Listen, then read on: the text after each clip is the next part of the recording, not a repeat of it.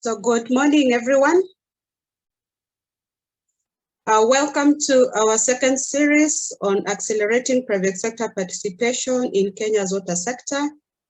And today we look at the irrigation, small-scale irrigation nationwide.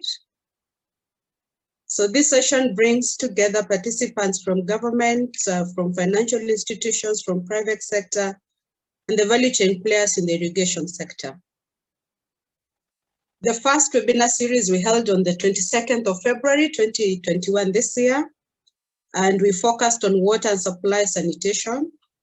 And today we are focusing on the expanding Pharma-Led irrigation in Kenya.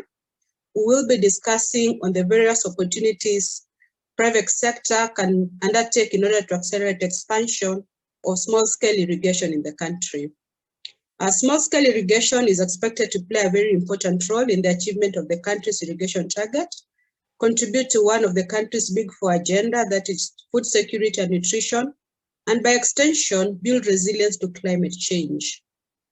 The small-scale irrigation has expanded at a rate of 6,000 hectares per year over the last 10 years.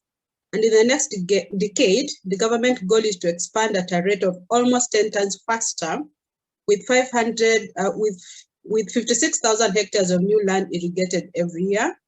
This presents a very huge market opportunity for drip and sprinkler irrigation technology, as well as a potential market size of around $800 million. It is against this background that we hold this particular webinar today to be able to identify the opportunities for private sector actors to work with government to support the expansion of small-scale irrigation, as well as discuss the role that private sector can play in the area of small-scale irrigation finance, market, and technology. To help us start this particular session, we will have welcoming remarks from the Irrigation Secretary in the Ministry of Water Sanitation and Irrigation, Mr. Abud Mueva. Mr. Abud has over 2 decades of experience in management of irrigation development and is dedicated to serving Kenya's smallholder farmers. He has numerous positions in the water sector, including the National Irrigation Authority and the Ministry of Agriculture, in addition to his roles within the Ministry of Water, Sanitation, and Irrigation. He holds a Master in Business Administration, degree in Strategic Management, and a bachelor's degree in General Agriculture, both from the University of Nairobi. Mr. Abud, we welcome you to give us the opening remarks.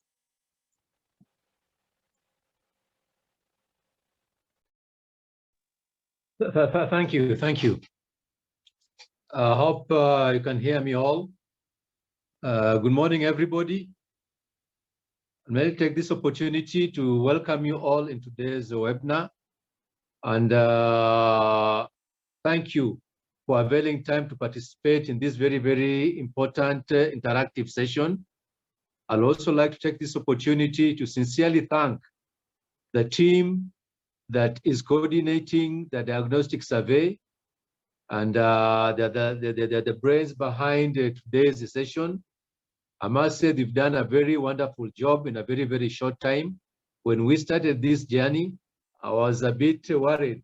Will we be able to meet our targets of having the Pharma-Led irrigation, the diagnostic survey results presented to the board by April? But the way I'm seeing things, I believe we're on the right track. So a very big clap for you, and I'm really impressed. The other thing that maybe I'd like to point out, to me, this is a major milestone in our journey to this diagnostic survey. And it's not only for the diagnostic survey, but this is a very big milestone in our journey as to achieving the 1 million acre by 2030. And also increasing productivity of our irrigation projects. As the previous speaker has just mentioned, the person who was introducing us, there are immense opportunities in this country. What we are doing under irrigation right now, whatever we managed to exploit, is only about 17 to 20%. But there's a huge potential irrigation in this country that can be harnessed if we put our efforts together, that is both government and private sector. And to me, and to the ministries at large, right now it is a private sector to take the lead in irrigation development in this country because of the immense opportunities that they have that they can harness. So I would like to emphasize that whatever the session that you're having today is actually supposed to be an interactive session. We want to learn a lot more from the private sector. We'll just flag opportunities that are there. They are just going to flag opportunities, that there are opportunities in terms of financing, the opportunities in terms of equipment supply, be it solar pumps, be it drip kits, be it sprinklers, the opportunities in terms of providing market information to our farmers, the opportunities in extension provision, the opportunities in value addition. So all these are yet to be tapped. Just to give a small example, right now, as a ministry, we have embarked on a program called Household Water for farmers. What we are doing is we are excavating water pans of between 1,000 to 3,000 cubic meters all over the country. And this is a demonstration. It's not that we really want to be on it so much. But since last year, we managed to do about 24,000 water pans of this magnitude, which are directly benefiting individual farmers. Now, the next step is how do we assist these farmers? Some of them are able. They've started doing some irrigation using hose pipes. So it is upon us now to take advantage of this and see how are we going to graduate this farmer from maybe doing hose pipe to sprinkler. How can we assist this farmer to provide him with maybe a solar pump?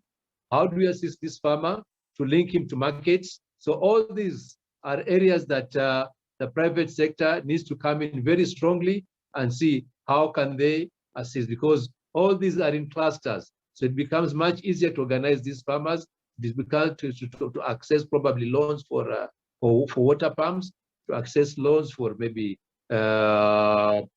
drip kits and the rest. So what I'm looking forward to is to have an open interactive session so that the private sector can tell us, okay, we've been thinking that we can assist this way. So how can the government also help us in terms of policy? But the problem that we're having for quite some time is there's been a lot of expectation from the private sector to get maybe monetary assistance from government, which I don't think it is possible with the kind of economy that we're having right now. But on your own, some of you have already started it, and I must commend the number of agencies that are already working with farmers very closely in terms of supporting them with inputs, in terms of supporting them with some small credit, and also private extension, because these are things that are happening. But what we like to see is for these activities to be upscaled. And today, as I said, I'm very excited. We've started a major journey together with the private sector through this interaction, so that by the end of the session, you'll be able to be sensitized and see where can you fit in, so that we move from the complaints that at times we hear, not from all of you, but from some of you, that what can the private sector do we can move to, by the end of the session, we can be thinking together and see what can the private sector do to help the farmer and irrigation in development in general. So maybe that's what I'll have as my opening remarks. And I look forward and wish you, all of us, a very, very successful deliberation, because we are here to assist the Kenyan farmer. We are here to assist irrigation development in the country. As I said earlier, we are still far behind. We are just at 10% with available water resources, 20% with available water resources. But together, I strongly believe we can move together and achieve the 1 million acre by 2030. Right now, we are still talking about 560,000 acres. So we wish you all a very, very fruitful deliberation. Thank you. Thank you very much, Mr. Mweva, our Irrigation Secretary, for calling upon us on the opportunities that exist in the sector and the calling upon private sector to tap into those opportunities and we really appreciate your commitment in serving the Kenya smallholder farmers. At this point in time, I'll call upon the participants who are with us this morning to take up a small poll. The poll will run on Zoom, and we kindly request you that you participate in this particular poll so that we are able to appreciate the diversity of all of us who are in the meeting today. So kindly take a minute and fill in this quick poll. Also continue introducing yourself in the chat. I see a number of us are doing so. Please continue doing so.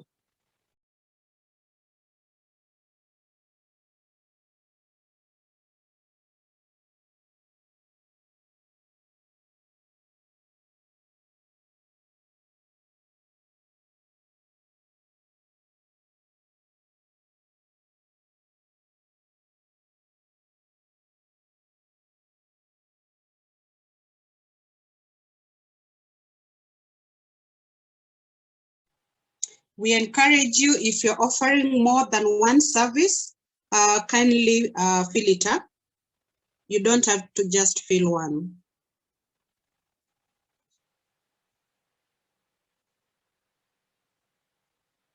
And if you have any other services, kindly also type in for us.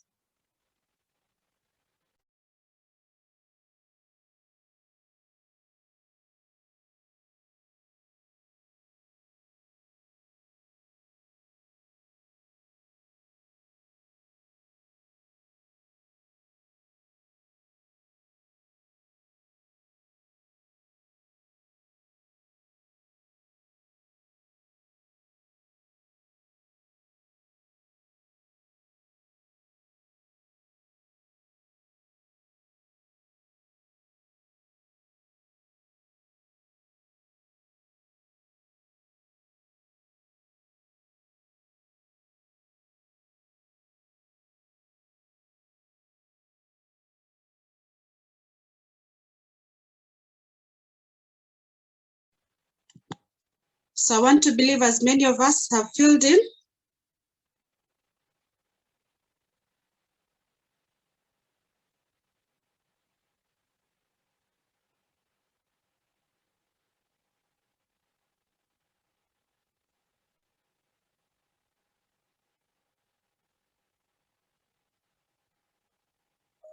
Shall we be able to see the results of the poll, or we continue? I need guidance, Natasha.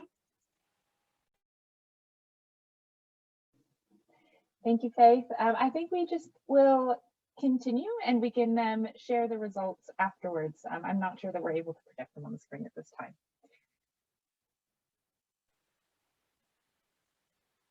Okay, thank you for that. Benaza, do you think we have participated in the poll as many of us as possible?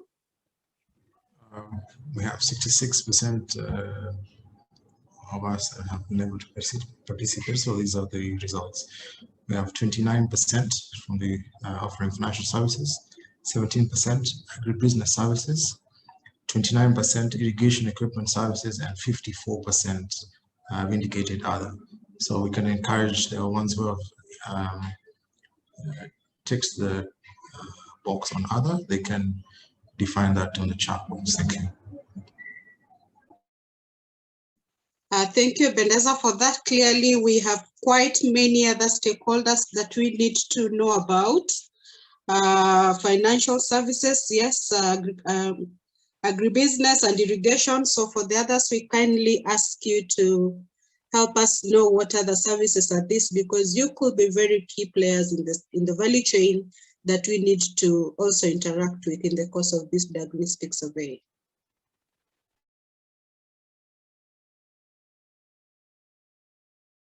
So as we do that, let's go on to the next session. So the next session, we will discuss about Pharma-Led irrigation development and the rapid diagnostic survey that is being undertaken. And to take us through, I'll invite Gabriela Izzy, who is a senior irrigation and drainage specialist at the World Bank. Gabriela has a decade of experience working with the World Bank with a special focus on promoting smallholder livelihoods.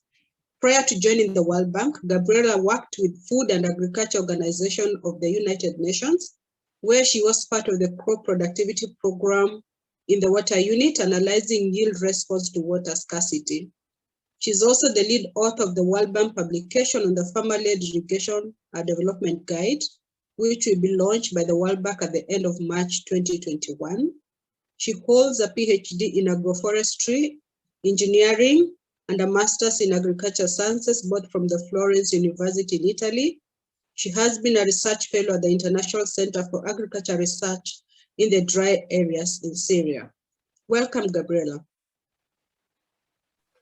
Thank you very much, Faith, and good morning, everybody. I'm very excited to be at this webinar today, and I look forward to the discussion over the next couple of hours. So to frame the discussion, I have a few slides to present to you. We can go to the next slide, and we can start by saying that smallholder farmers around Kenya can substantially gain from irrigation. Irrigation is profitable for smallholder farmers. And why is so? Because as we know, with irrigation, smallholder farmers can better control the crop cycle and be sure that produce are ready when market prices are higher. It's also possible, thanks to irrigation, to introduce a new crop per year. And it's also possible to have a greater diversification, which means that farmers can introduce higher value crops that they could not produce under rain-fed conditions. Next slide, please. So if it's so beneficial for smallholder farmers around Kenya to irrigate, the key question for us to discuss today is why only a portion of those smallholder farmers in Kenya are actually taking the initiative and introducing irrigation on their farms. Only a small portion compared to the whole potential of smallholder farmers around Kenya that could introduce irrigation. Next slide. So we can say that the main reason why only a small portion of smallholder farmers around Kenya are actually irrigating compared to the potential is because the environment they are surrounded is not sufficiently conducive.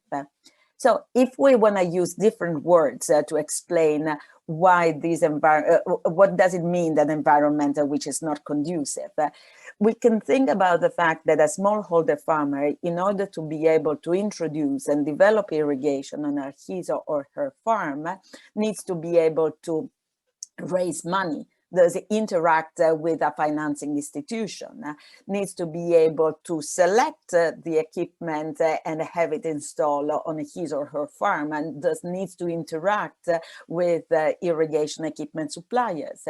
Also needs to change his or her agronomic practices, which means needs to interact with input suppliers. And in the end, he or she needs to be able to sell those produce on the market to make money, and among other things, pay back a loan that probably was necessary in order to introduce irrigation equipment in the first instance. So when we say that an environment is not conducive for smallholder farmers, it means that smallholder farmers face difficulties in this interaction with the private sector. And understanding the bottlenecks of this interaction is going to be part of the discussion today. Next slide. So what we talked in the first couple of minutes is from the point of view of the farmer. But now let's think about irrigation from the point of view of the government of Kenya.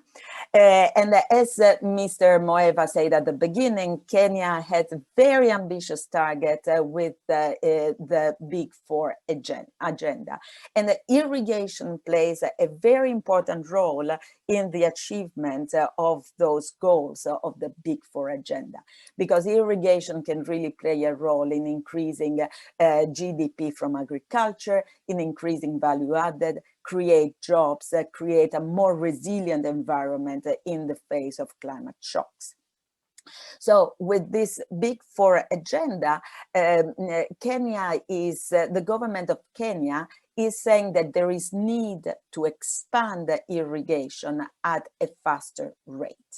And what you see on screen is the rate of expansion, how many new hectares of irrigated land that you have per year in the past decade, compared to the decade that we have in front of us if Kenya wants to achieve its Big Four agenda. So as you see, there is need to expand irrigation at a rate which is 4 to 5 times faster than what Kenya did in the past decade. Now, what is the issue from the government, from the public sector point of view, is that the amount of money that would be needed in order to drive the irrigation expansion agenda is not there.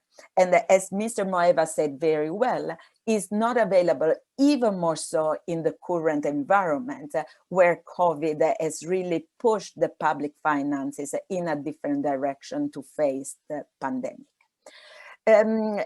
However, the good news is that in Kenya, half of this expansion can happen with small-scale irrigation, which means there is no need for large infrastructure development.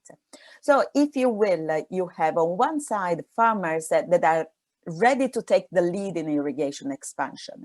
And on the other side, you have a government which would like to see this irrigation expansion and indeed recognize that part of that expansion can be done in small-scale irrigation.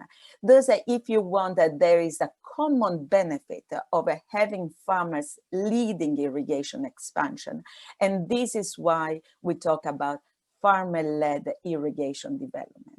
And farmers-led irrigation development has huge potential in Kenya, because when we talk about small-scale irrigation, unit costs are lower, because farmers can take the lead in this expansion because infrastructure are rather simple from a technical point of view. Expansion can happen fast compared to the need of large-scale infrastructure development, and also there are less issues in terms of land tenure. Next slide. So essentially, we are saying there's a common benefit for farmers and government to see farmer-led irrigation happening and drive this expansion agenda. But we also say that smallholder farmers are constrained. Thus, the next question is how the government of Kenya can intervene to create a more enabling environment, which means to facilitate how smallholder farmers interact with private sector. Next slide. And this is where the farmer-led irrigation development rapid diagnostic that Mr. Moeva mentioned at the beginning plays a role. So essentially, there is a task force that came together with Ministry of Water, Ministry of Agriculture, National Irrigation Authority, Council of Governments, private sector, and this is why we are all here today, as well as 2030 WRG and the World Bank. We are all in here together in order to understand potential for farmer-led irrigation development, which is defined by the resource potential and farmers' benefit. And we say potential is there, but we're also here to understand the constraints, how farmers are constrained along the policy and legal aspect, the market, the knowledge, the finance, and the technology aspect. And once we understand where are the stronger constraints, this is where the government of Kenya can design interventions to lift those constraints and allow smallholder farmers to more easily take the initiative in irrigation development. Now, let's pause for a second here, because it might sound, when we talk about rapid diagnostic, it might sound very theoretical.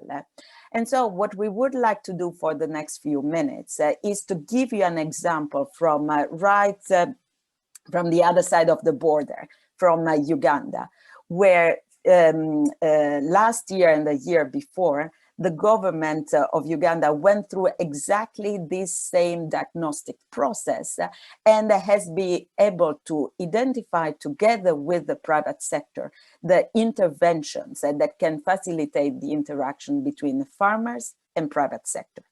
So let allow me 3 slides on the Uganda example. Next slide. So what we have in Uganda is, as in Kenya, there is potential for farmer-led irrigation development, for small-scale irrigation development to happen and to be led by smallholder farmers.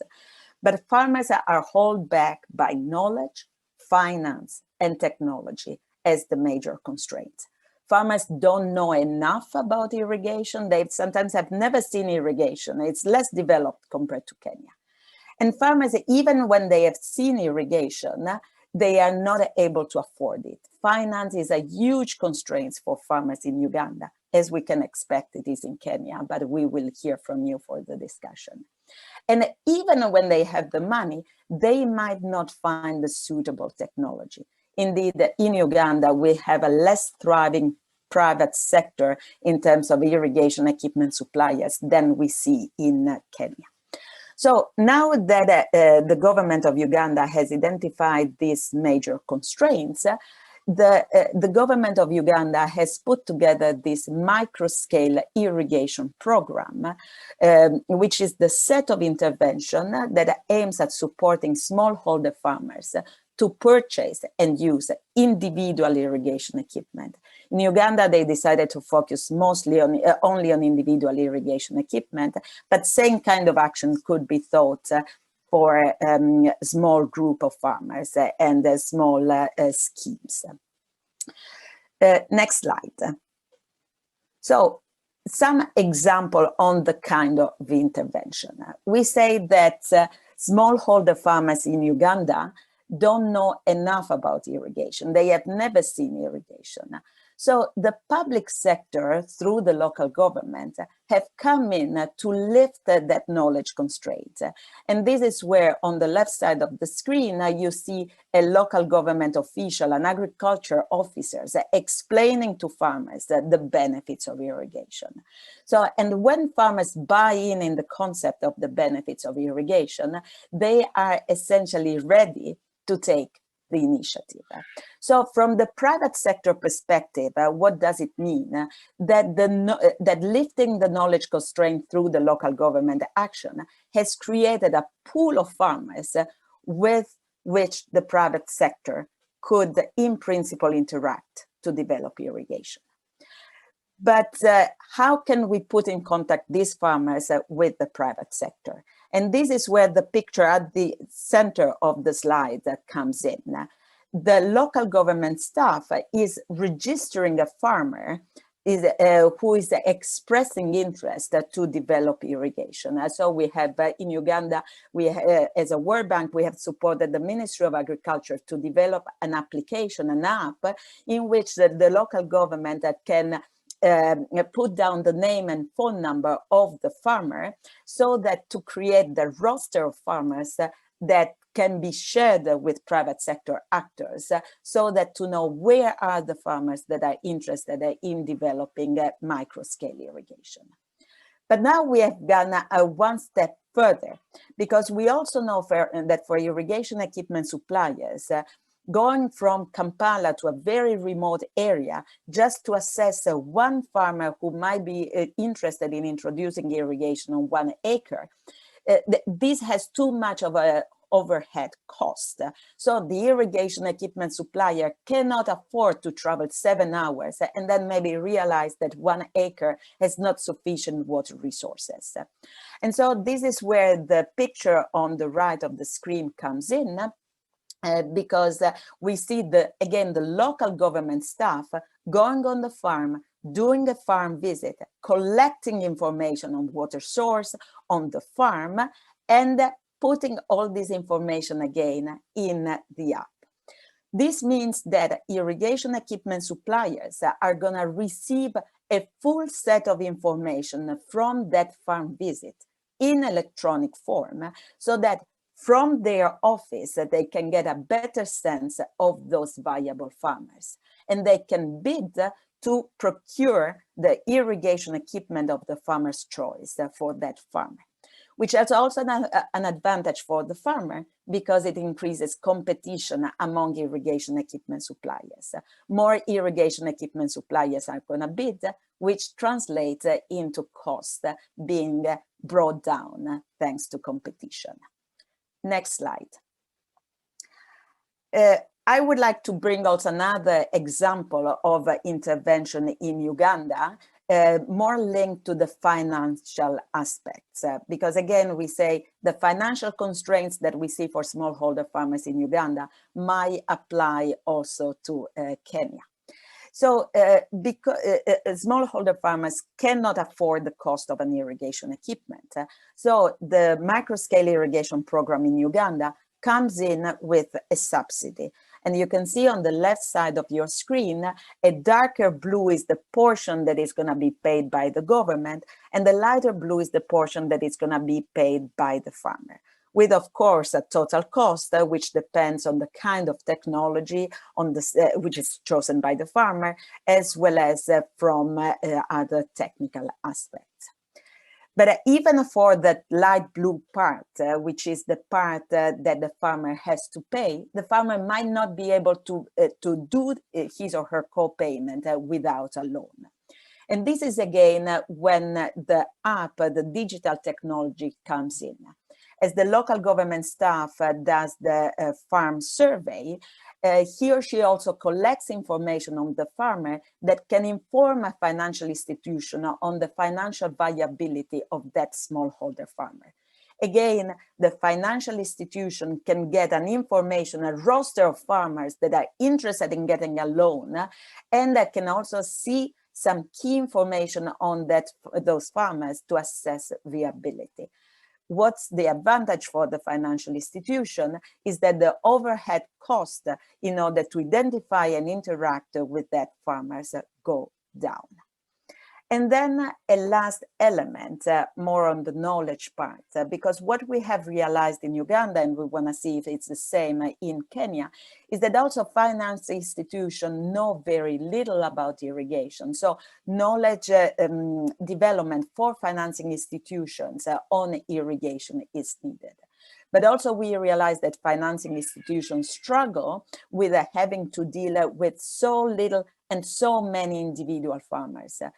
This is where we have sort of consolidated the demand of so many smallholder farmers and demonstrated to financing institutions that the whole portfolio, once put together for those smallholder farmers, can actually, it's actually substantive, and it makes sense for financing institution to work with smallholder farmers when there are so many of them seeking a loan. But now let's go back to Kenya. Next slide, please. And let's go back to discussing what are the constraints in Kenya for the private sector to interact with smallholder farmers, and how government can support overcoming those constraints, so to unlock the potential and allow smallholder farmers to take the initiative. And I just want to leave you with one last slide, just to remember, which is in line with the poll you just took, which is to remember the fact that stakeholders, financing institutions, agribusiness off-takers, irrigation equipment suppliers, you offer some core services, financing, agribusiness, irrigation equipment. But sometimes in order to take the initiative and actually make things a little bit easier for farmers, you also go beyond your core services. We have seen irrigation equipment suppliers providing pay-as-you-go opportunity for smallholder farmers, exactly because you have seen as irrigation equipment suppliers that financing is a constraint, and you are trying to make things easier for the farmers to take the initiative. So let's just conclude by saying that this is a complex situation, and we look forward to have discussion on these elements with you. Thank you very much, and back to you, Faith. Thank you very much, Gabriela, for taking us through our very first takeaway from this webinar, understanding the Kenyan context for farmer-led irrigation, with a focus on the role of private sector. And I'd like your spirit, you told us that there is an opportunity for a small scale holder farmer in Kenya to benefit from irrigation. We could be at very low scale now, but adopting farmer-led irrigation in the country has very many benefits and opportunities that you have clearly highlighted, as well as sharing with us the best practices just across Uganda, and telling us what it is that we can do to just make the environment for the smallholder farmer in Kenya conducive for irrigation. So thank you very much. At this point in time, I would like us to go to the next session. And if you look at the chat, we are going for a live session, and a live session where we have opportunity to provide input to the diagnostic exercise of the farmer-led irrigation and contribute to the discussion and findings and the analysis conducted by the 2030 WRG and the World Bank on expanding irrigation through farmer-led irrigation in the country. So we will have 3 sessions of 20 minutes each, and the discussions will be on 3 thematic areas. That is irrigation finance, irrigation market, and irrigation technology. I have seen many of us have given up their profile of what they're doing, and indeed the ecosystem is very wide. We encourage you to raise your hand so that you can be selected for the live contribution. We also encourage you to put your contributions in the chat box, not just questions, but also your thoughts and perspectives of what Kenya needs to do in the light of the target that we have been clearly given by our irrigation secretary, as well as those of us who are aware of the Big 4 agenda and where it is that you'd like to go to. We will also have a qualitative poll during this second session, so we also ask you to participate in it. And to help us go through this particular second live session is Joy Busoro, who will facilitate it. And I'll just introduce her briefly. So Joy Busoro is the Senior Water Resources Management Specialist and Kenya Country Coordinator for the 2030 Water Resources Group. She coordinates the country programs in the Africa region, where she focuses on supporting the establishment of multi-stakeholder platforms, such as mechanisms to collectively design and develop projects and programs that catalyze private sector investment, promote water efficient practices in industry, agriculture, and municipal water use through public, private, and civil society partnerships in Africa. She worked at Davis and Shartley. For those of us who know Davis and Shartley, the best player in the market in the water space in the country, and she was very instrumental in designing innovative products that make the use of renewable energy for water, wastewater distribution and treatment, such as solar-powered irrigation pumps and reverse osmosis units. She is a chemical and process engineer from Moi University by training. She holds a master's in business administration from the University of Nairobi. She equally has a diploma in public policy from Strathmore University and a master of commerce in development finance from the University of Cape Town. Joy, you're most welcome to take us through the next session. Thank you. Thank you. Thank you very much, Faith, for that introduction. And thank you to Gabriela and Abud for setting the scene for us today. If we can move to the next slide, and as they have all mentioned, both Gabriela, Abud, and Faith as well, the next session is really about interaction. We want to hear from you. We want to know your perspectives when it comes to small-scale irrigation development in Kenya. We also want to hear what are you struggling with and how can we work together, and where are the opportunities to really expand small-scale irrigation when it comes to the private sector perspective. So Johnston, if you can take us to the next slide.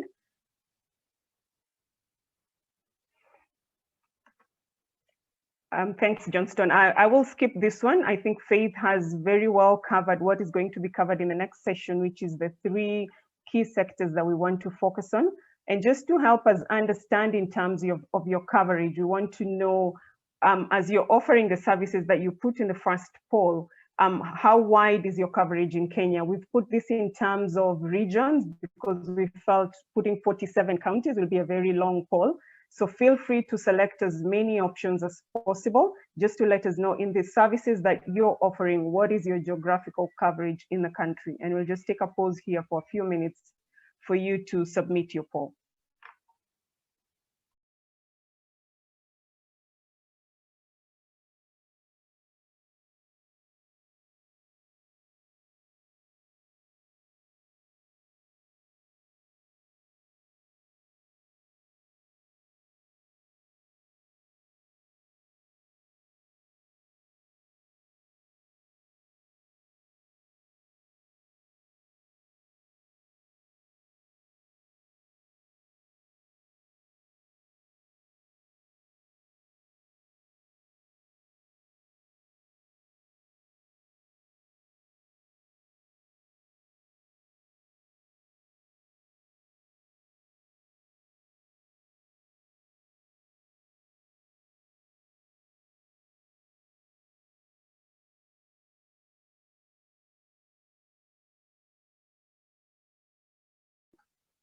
Sorry, Johnston, if you can move us to the next slide.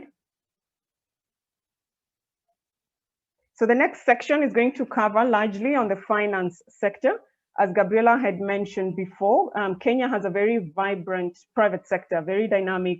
And when it comes to the space of financial services provision, the same is according to the other countries in the region. We find that our provision of financial services in the region is really high, but yet the agricultural sector is still lagging behind. Next slide, please, Johnston.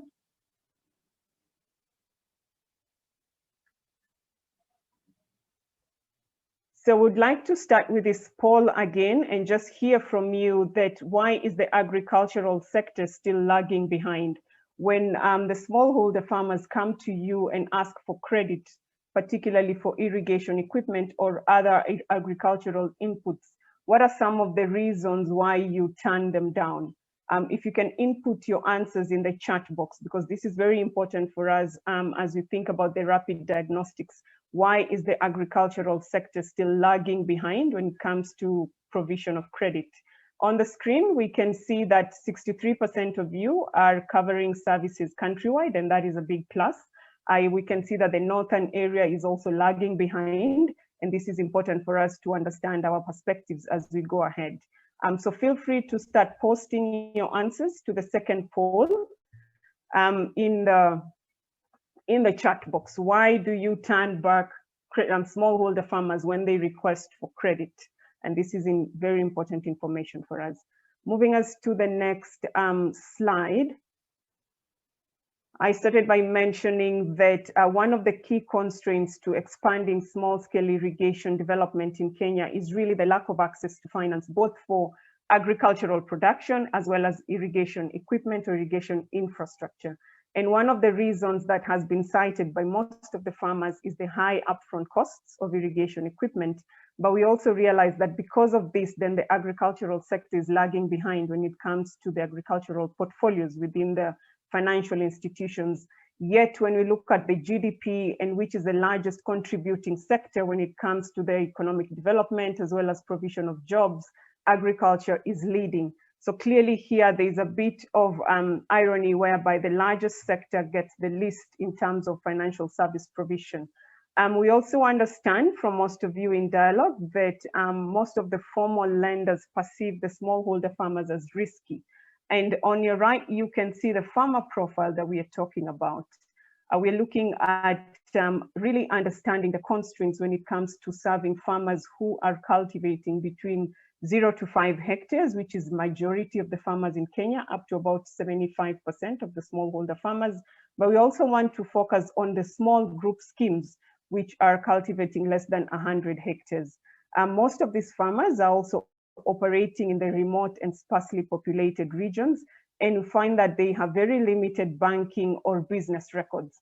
And our understanding is that this is one of the constraints to providing credit, but would like to learn more from you and how we can overcome this hurdle. The second one that Gabriela talked about is really about building the climate resilience, because we understand that most of the farmers that we want to focus on, or we want to lift up the economic ladder, experience the risks when it comes to weather and pests. And also this then leads to a lot of seasonal cash flows. And that does not lend itself very well when it comes to provision of financial services. Other reasons that we came across that affect these farmer profiles is usually the lack of ownership of land. And it is a requirement by most of the financial service providers to be able to provide some form of collateral for them to access credit. So the discussion today is how can we innovate in this space?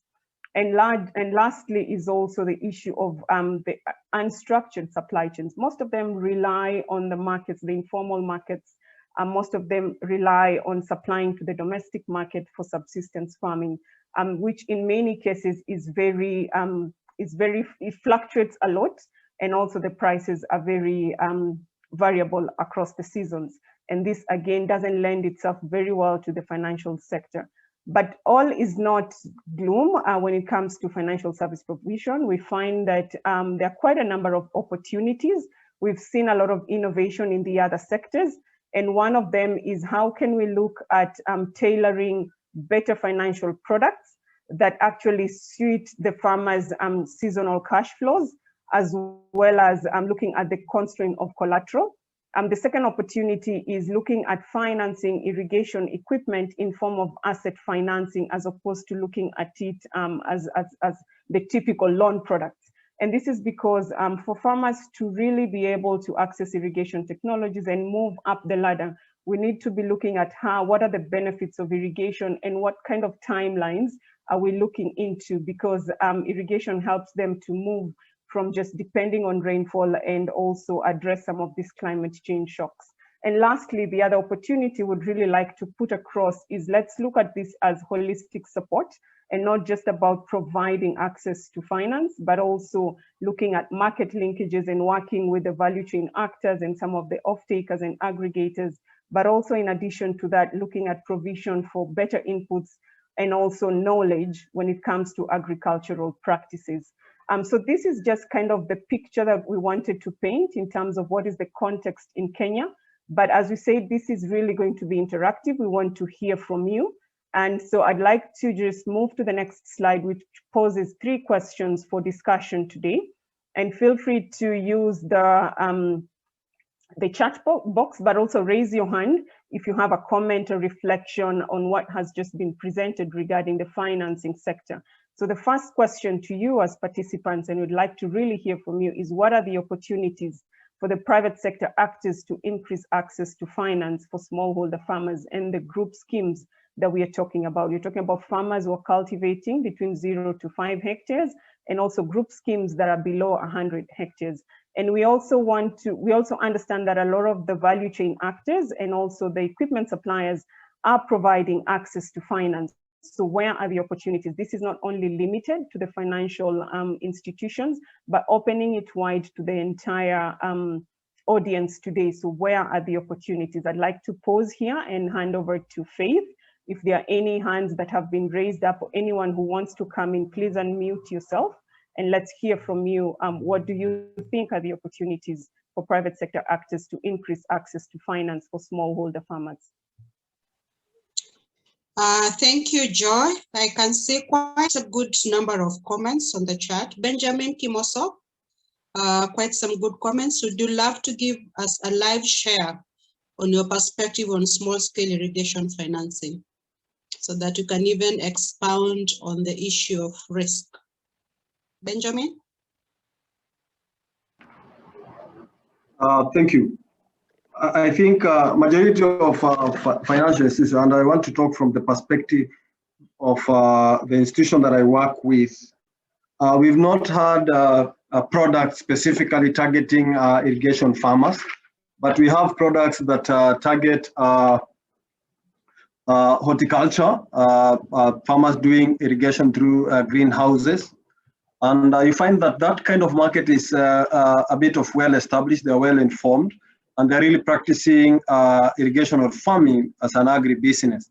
But for smallholder farmers, you find that in terms of really financing them, if we're able to get a well-structured approach where we look at the value chain approach to supporting or financing this kind of farmers, then it will increase the appetite of financial institutions to be able to reach out.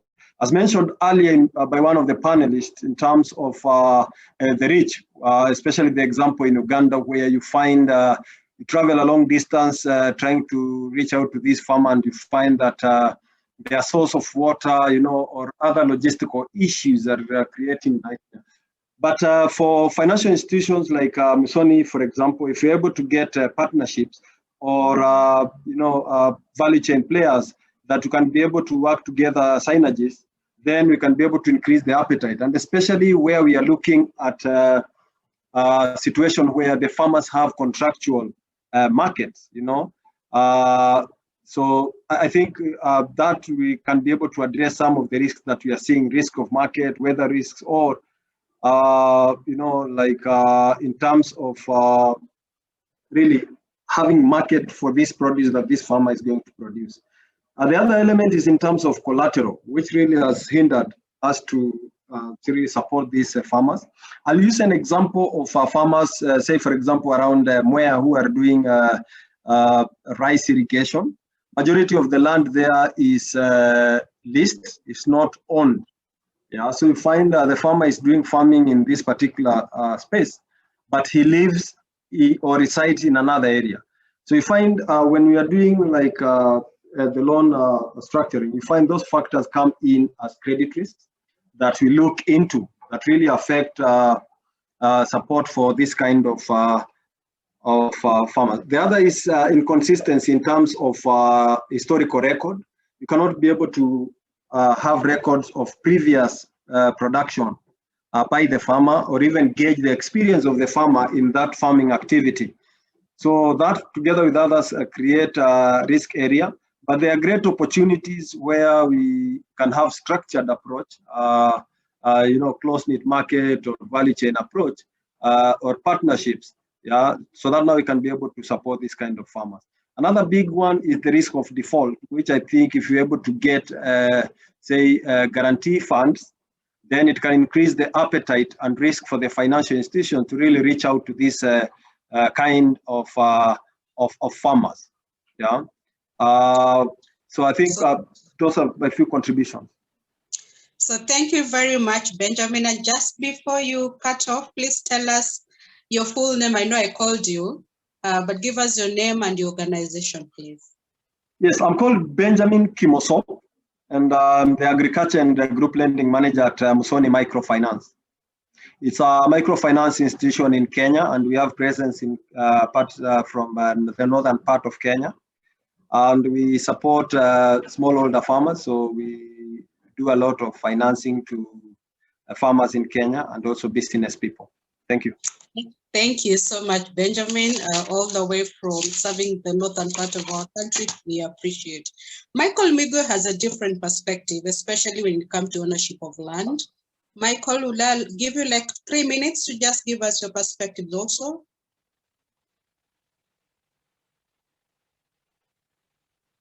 Michael Migwe? Yes. Yeah, please share us your perspective on the land issue. I have seen you have given a different perspective. 3 minutes.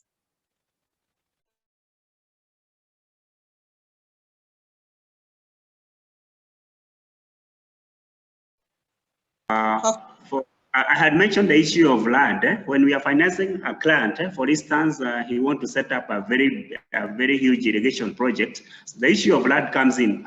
For instance, we have really financed, in the world of financing, you can finance a grant, but at the end of the day or at the end of a crop cycle, the owner of the land realizes that this farmer is making a lot of money. So they just come and discontinue the lease. So formalized lease can be very key. And also the issue of land ownership. So we are saying we as a microfinance bank, we can easily support farmers who really require irrigation equipment, we can easily formalize the RAD list. But I'm also saying we can also finance a player within agribusiness or within irrigation so that we can finance somebody who does not even own land.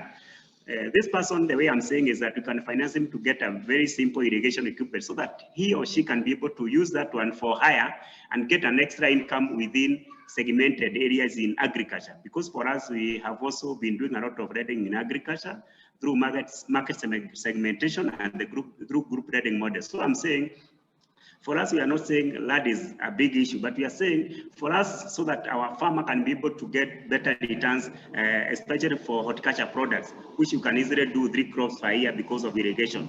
So we just go ahead and formalize that arrangement within using a lawyer so that our people can be supported. But I think there's also another business line for people who are players within agriculture to be able to be supported to get machineries with their current status of statements and the records so that they can also offer that service to areas, horticultural areas at a fee.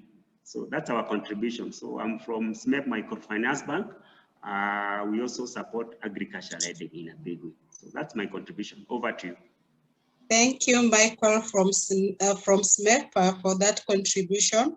I still request the rest of the participants, if you want to participate, kindly raise your hand so that I don't have to presume that you want to give a perspective. So kindly raise your hand. That would really, really help me a lot from this end. I'd love to invite Francis Nagondo, who has some input from the issue of the water sources. Francis, if you'd like to participate, kindly unmute yourself and give us your perspective in 2 minutes. Okay, thank you. So my name is Francis Murumbi from DigiFarm, and my role is basically specialist services lead. I'll touch quickly on the issue of irrigation, and specifically smallholder farmers. We're working with quite a number of smallholder farmers in various counties in Kenya, and we've not yet gone into irrigation financing for various reasons. Probably the first one is the size of the land they have in terms of the land tenure system in place. And one of the key issues is irrigation is a major challenge for smallholder farmers, and it's mainly around the reservoir, the water storage capacity for the smallholder farmers. So for you to sustainably be able to do irrigation over the dry periods of the year, you need enough storage, water storage, which will be influenced by the agroecological zone, by the soil texture, soil structure, by also the value chain you're growing, that the farmer is growing. So as we think about financing and solutions for irrigation, we also need to think about water capture, water harvesting, water storage, enough capacity to cover the dry periods of the year or of the growing season.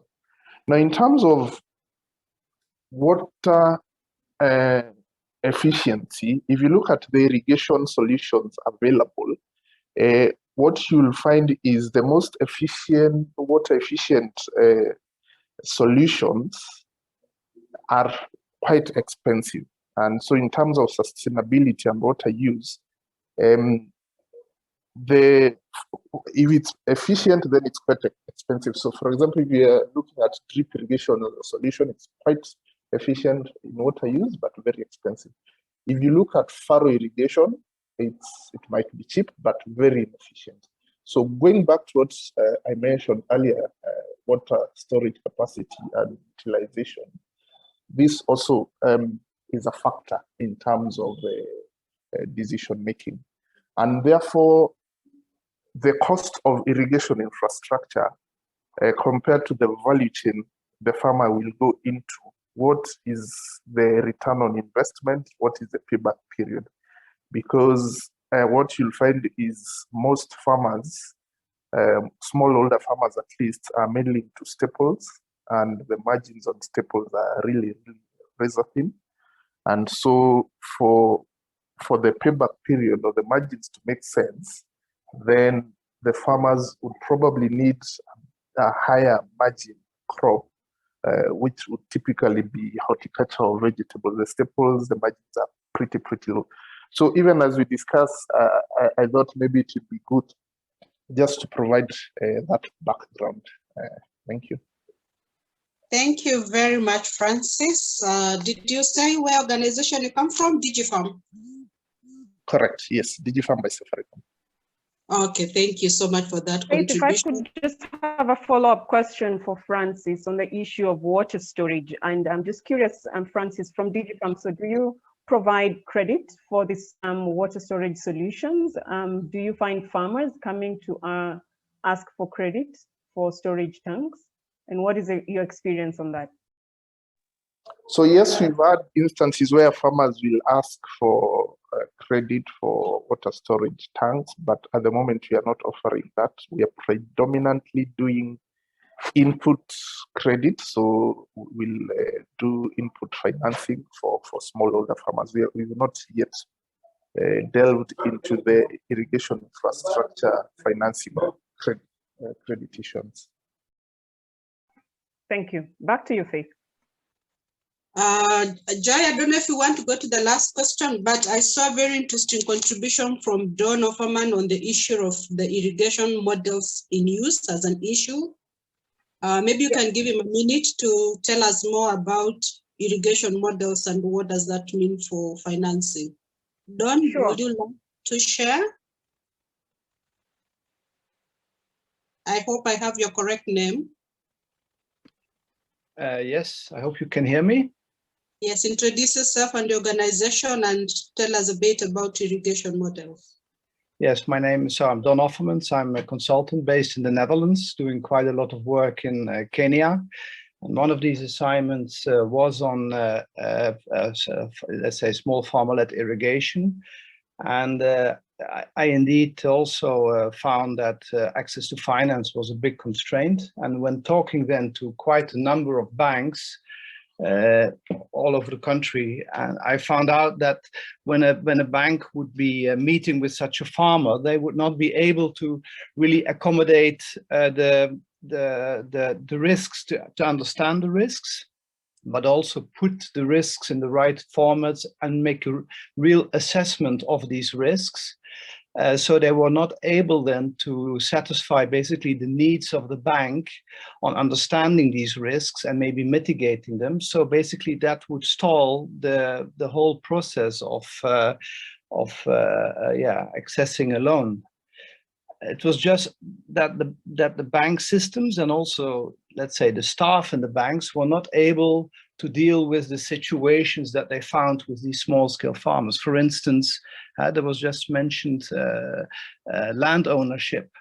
So sometimes land ownership is quite complex, and so they were not able to put it in the, basically to tick any boxes there. So it was very difficult for the bank then to process this loan further. But also on water issues. So a big major risk, as Francis also mentioned, to water quality. If you have irrigation systems, they are requiring quite good water quality. So if you don't have that water quality, the whole system might not work. So there are many issues that banks have faced difficulty in putting them in their templates, as I put it. Thank you. Thank you so much. Greatly appreciated for that input all the way from Netherlands. And thank you for joining us.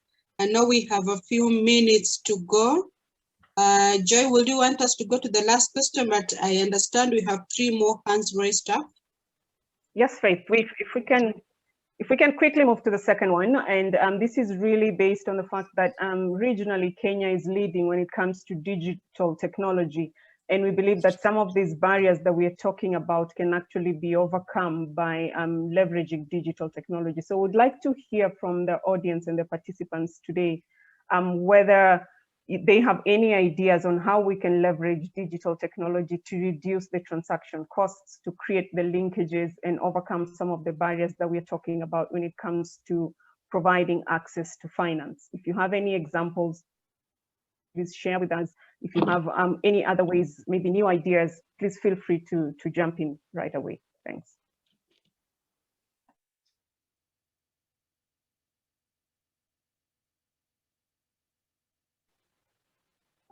So even as we think about that, Tom's hand was up. Tom, is it Tom or Papa?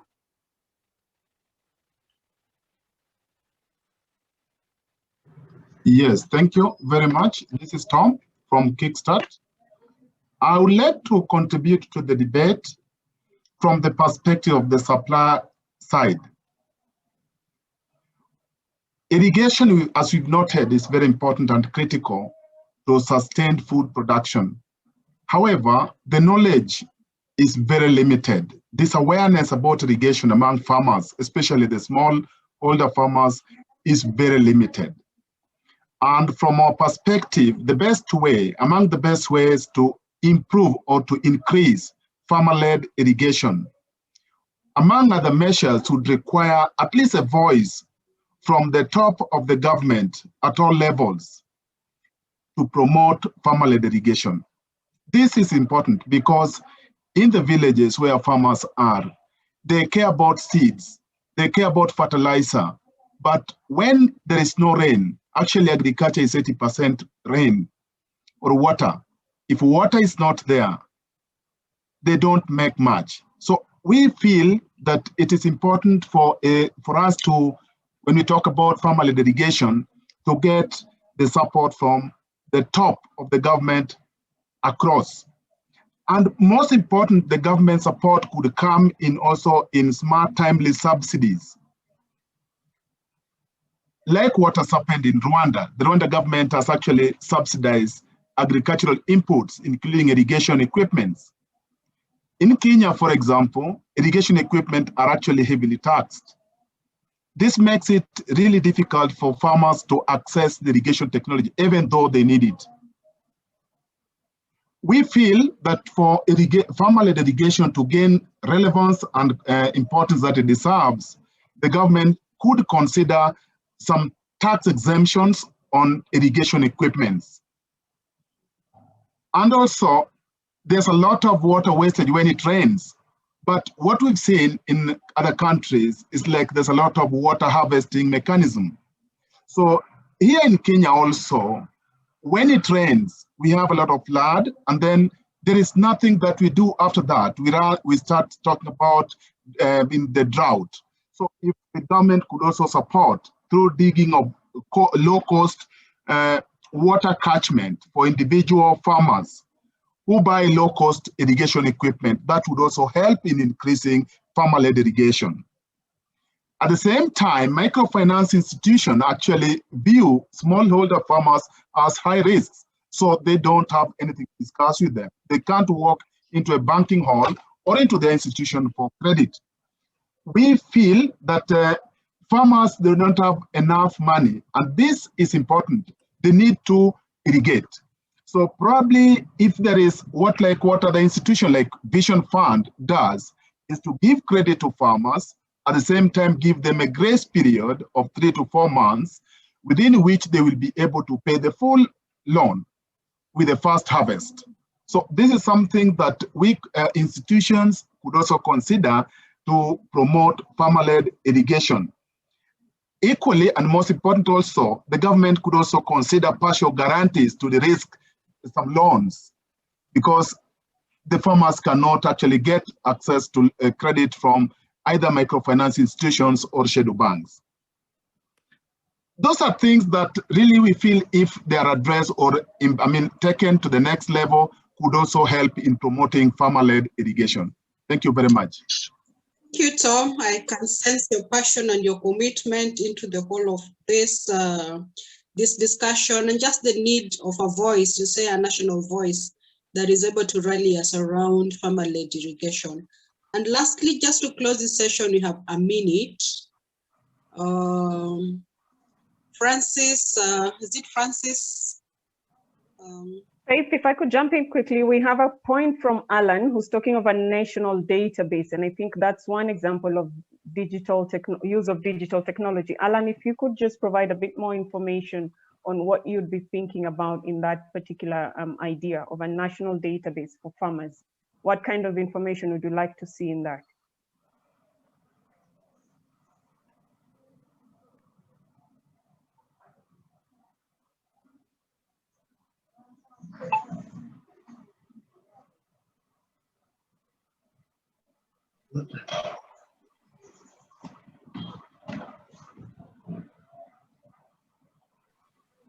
Maybe we can allow him to contribute during the technology session, because I can see the first 20 minutes we have already taken them off. So kindly, Joy, take us through the next session. Sorry, it's that Alana cannot switch his mic on. I think he just has, he's trying to come in, but his mic doesn't. Okay, allow. can you hear me now? Yes, we can hear. Okay, thanks a lot. Yeah. 3 minutes, please. On this particular screen, I couldn't see my mute button. Okay, so yes, I was quite interested in the part of the presentation that was talking about Uganda, where there are government representatives going around to see all farmers and you know, taking down basic information on their location, their names, all that kind of thing. My name is Alan Spivey. I'm also from Kickstart International, like Tom, the last contributor. And we find that it's actually quite difficult to get together individual groups of farmers who are particularly interested in irrigation. We supply irrigation equipment, both human-powered and solar. And it would be great if there was a national database of people with their aspirations, the size of their farm, the kind of crops that they're growing, the kind of constraints that they have. This would, I think, enable commercial players to engage with a wider audience and hopefully increase their sales. So what good is that for the farmer? Well, it's just that sales prices are very much affected by volume. If you've got a supplier who is only bringing in, you know, a quarter of a container of equipment items from China, say, their prices are bound to be high. But if the volumes get very large, those prices should reduce and make equipment more purchasable by farmers.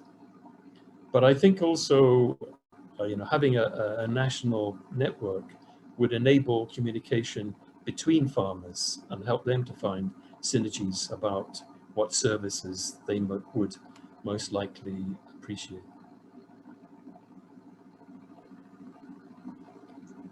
So thank you. But we don't have much time. Thank you very much for that input and your sharing of your perspectives.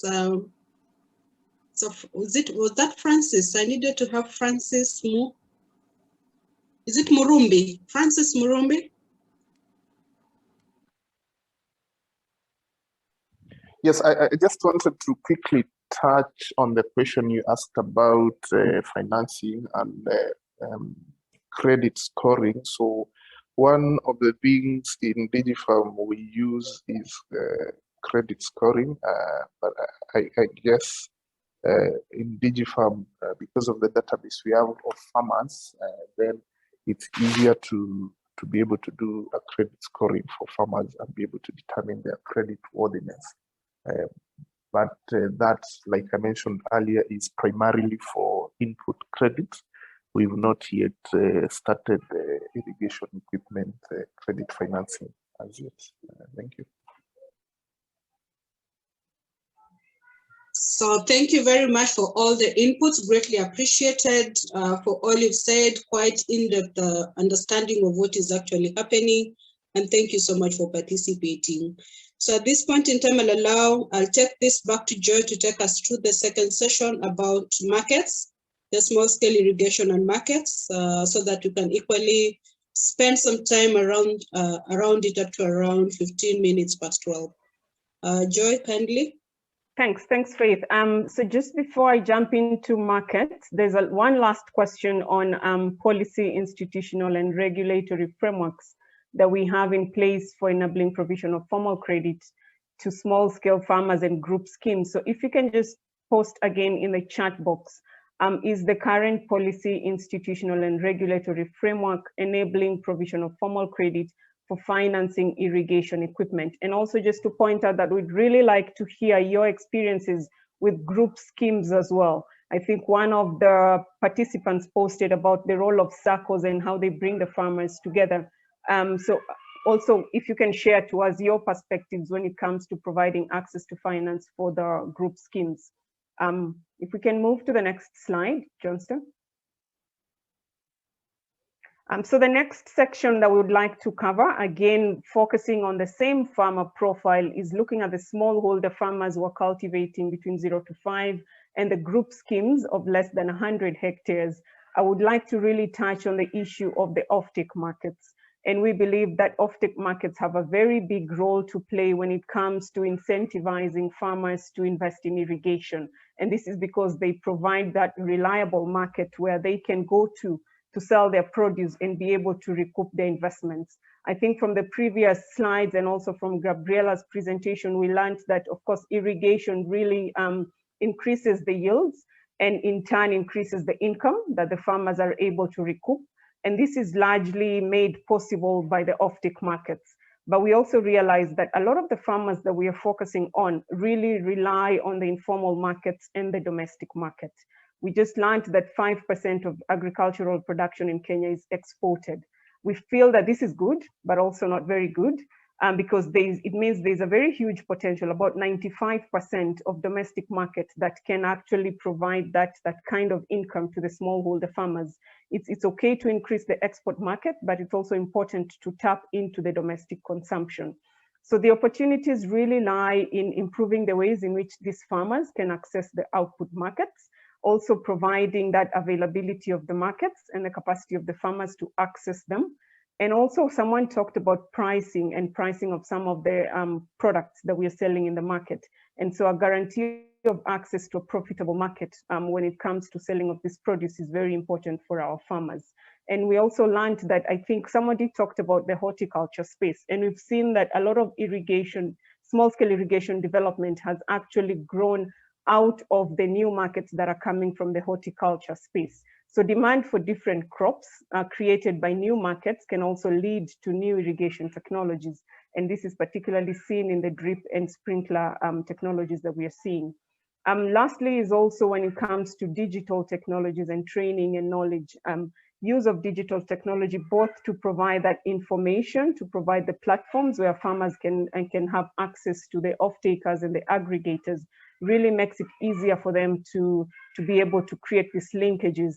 But also important is a lot of the off-takers and some of the aggregators are really putting in effort to support farmers when it comes to training them in good agricultural practices. I think we all agree from this room that irrigation cannot operate in isolation. It also requires all the other inputs as well as the good agricultural practices for it to become profitable for the farmers. So if we just jump again quickly into the discussion to look at how can offtake markets then really incentivize farmers to invest in irrigation. So the discussion questions here are for those of you that are providing the value chain services in terms of providing markets. And this is really looking at the off-takers, the aggregators, the processors, the exporters. What opportunities do you see to incentivize smallholder farmers and groups of farmers to invest in irrigation? Of course, not forgetting the retailers as well as the traders. So again, we'll pause here and just hear from you, your perspectives. What are the opportunities when it comes to incentivizing farmers to invest in irrigation? Feel free to put your hand up or just jump right in to give us your perspectives. Thanks.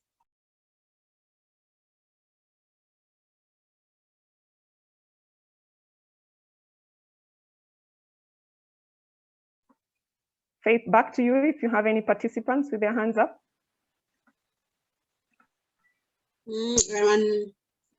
Thank you, Joy. Ebenezer, do you have a hand raised up? Not at the moment. I don't see any hands. I think we have a comment from Alan again. Alan, do you want to come in? If we can unmute Alan. Sure, yeah. Look how quickly I found my unmute button this time. I'm learning. Okay, can you hear me?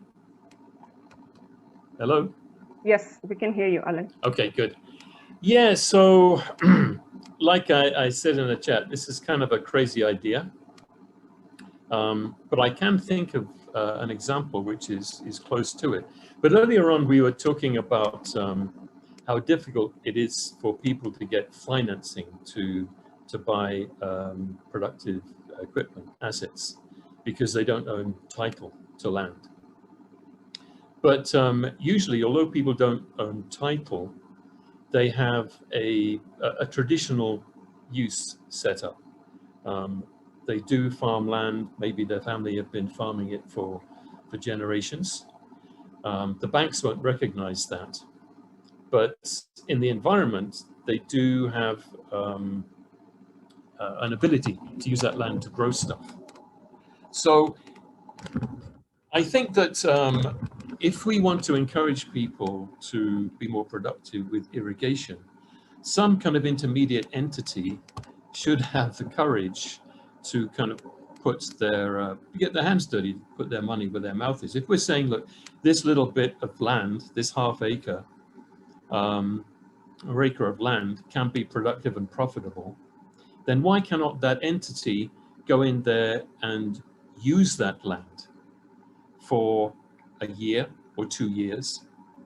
The deal would be that they go in, they put in an irrigation system, which could be a portable thing, but you have irrigation capacity on that land, and they would increase its productivity and grow crops which were profitable over that time.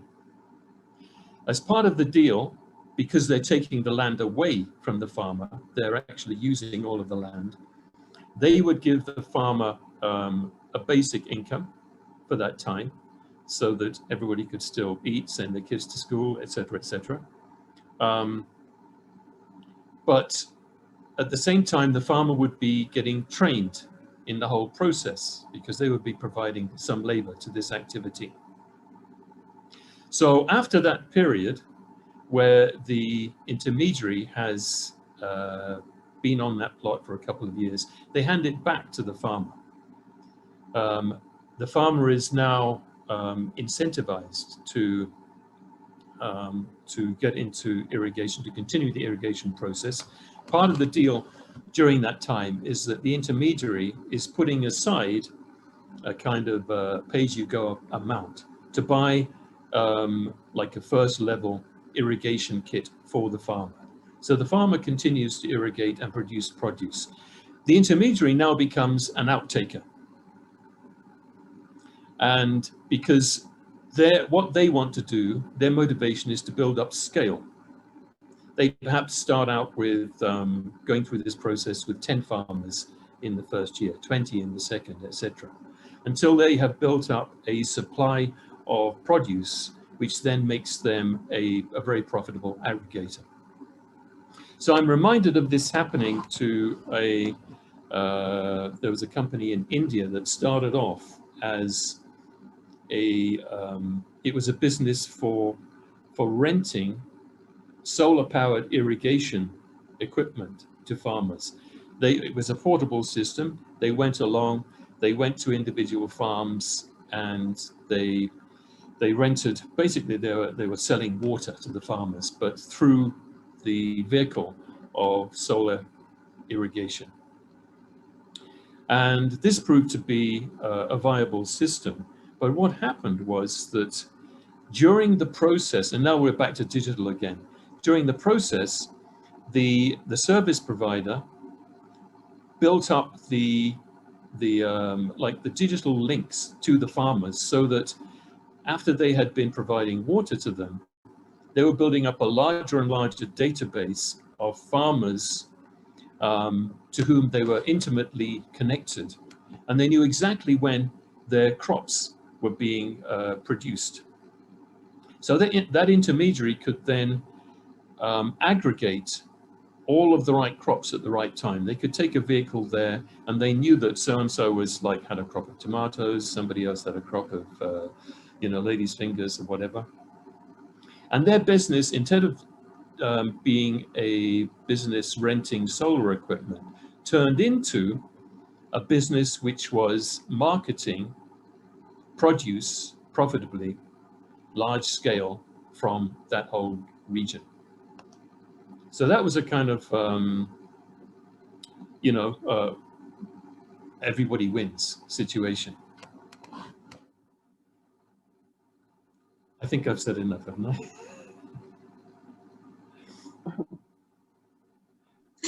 Thank you, Thank you, Alan. Alan, for that info. Back to you, Faith. Sorry. Thank you, Alan, for that good contribution. Greatly appreciated. Achonga Bonaventure.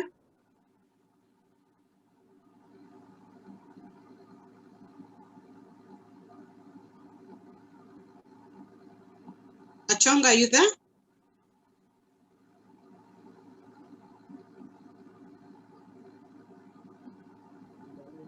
Yeah.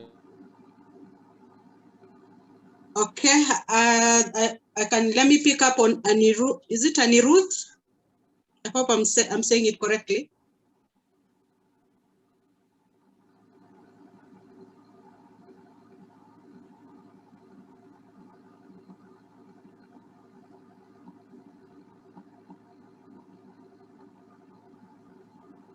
Looks like we lost them after they made contributions. So Joy, you will guide me on how we proceed. Great. So I'll just like to encourage participants to please raise their hands up when they'd like to come in. I see Anchonga's hand is up again. Do you want to try again, unmuting Anchonga? And then Wamai. Hello. Yes, we can hear you, Anchonga. I think that's Anirudh. Okay. Please proceed. Please proceed. Hi, great to be here, everybody. So yeah, I think what Alan said was absolutely right about, you know, renting the equipment out. So the Johar project by the World Bank in a very economically distressed area of Jharkhand is a good example to take from, where they used bicycle-powered solar pumps to provide irrigation to the smallholder farmers, while encouraging them to move away from you know, cereals such as, or, you know, grains such as rice, to high value agriculture such as tomatoes and ladyfinger and, you know, other things like this. And it has had a lot of positive impact among the community. And this is stated for a rapid expansion over the next few years. I think right now it's at about 1,000 irrigation schemes, which would be about 10,000 odd acres. But over the next few years, I'm sure it's going to scale to about 150,000 hectares worth of land within the state. So yeah, that is a good model which I thought could be taken from. And it also encourages the development of human capital, because there are people from within the village who are appointed to give this service to the different farmers. So they will go to the farm, ride the bicycle for a certain amount of time to provide the irrigation. So it's a renewable form of energy, and also it provides just-in-time irrigation, which is required. Yeah.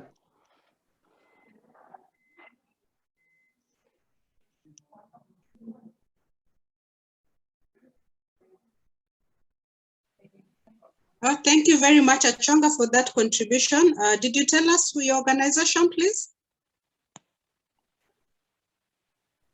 Yeah, so I'm Anirudh from Conserwater. We use satellite data to provide farm level insights, and we're recruiting a lot of farmers to generate carbon credits from their land in Kenya, Mexico, a large part in India. So yeah, looking forward to, you know, catching up with all of you and hopefully working together. Yeah, thank you. Thank you very much. I think even the subject of carbon credits will be an interesting one to hear. We can organize one so that we get to hear your experience also. Any other hands, Ebenezer?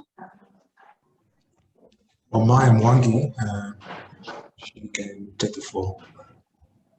Wamai Mwangi?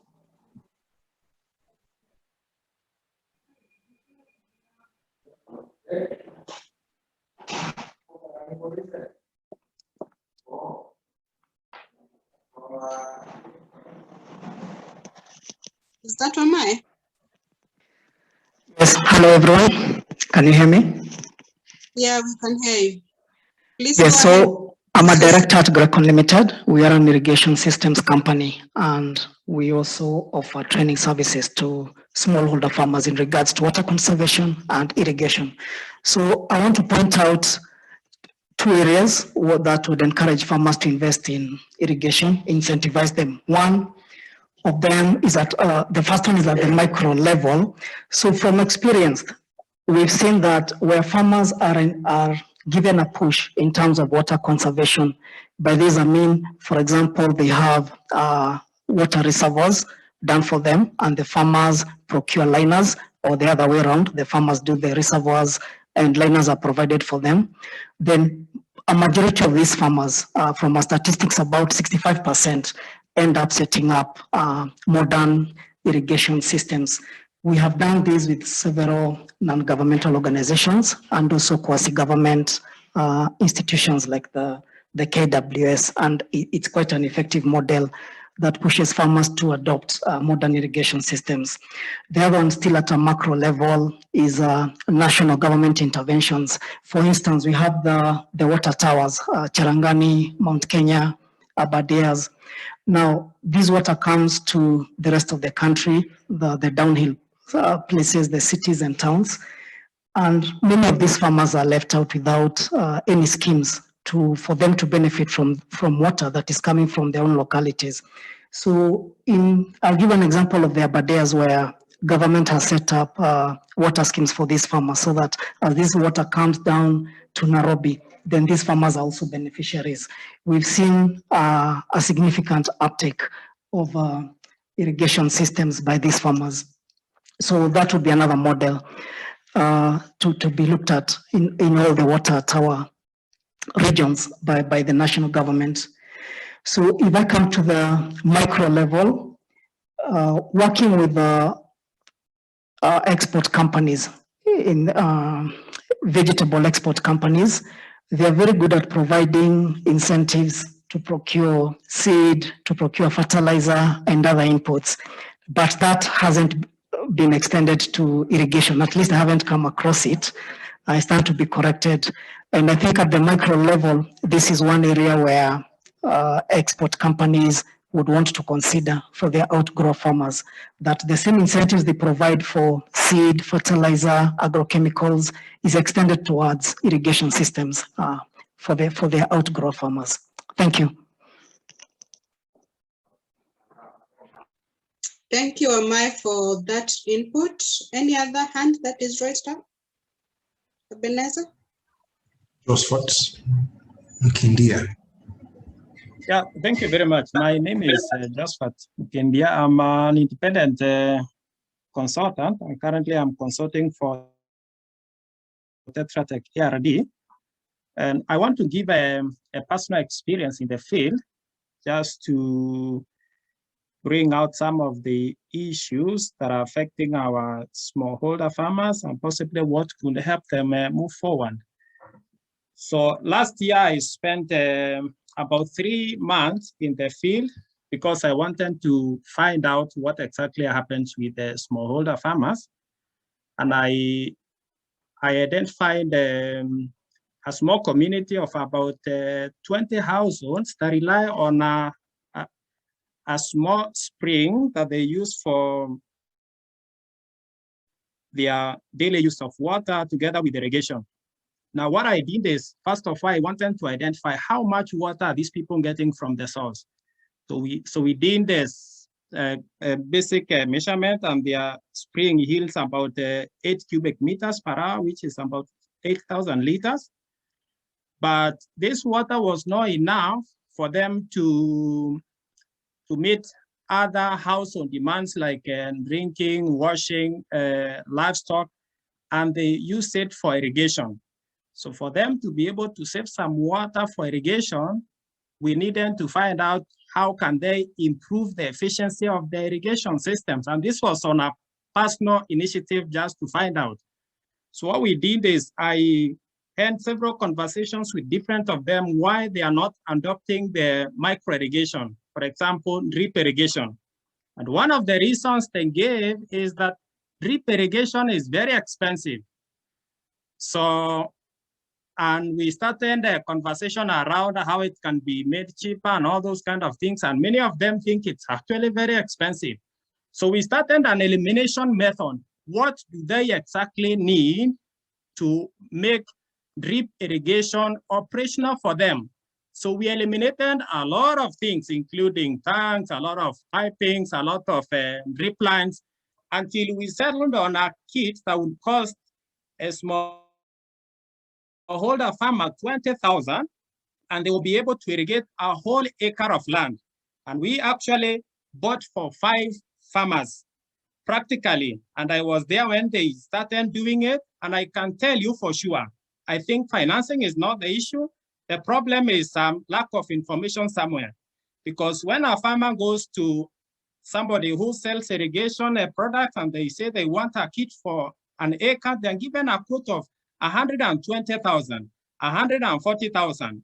But the seller doesn't ask this farmer exactly what is the source of your water, how do you want it to operate, what other mechanisms do you have.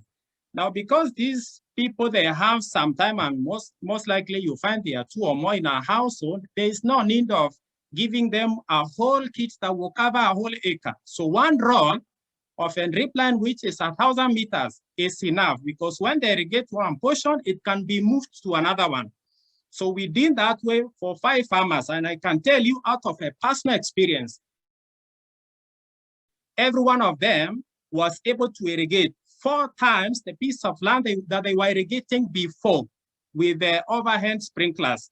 So I was also amazed and shocked.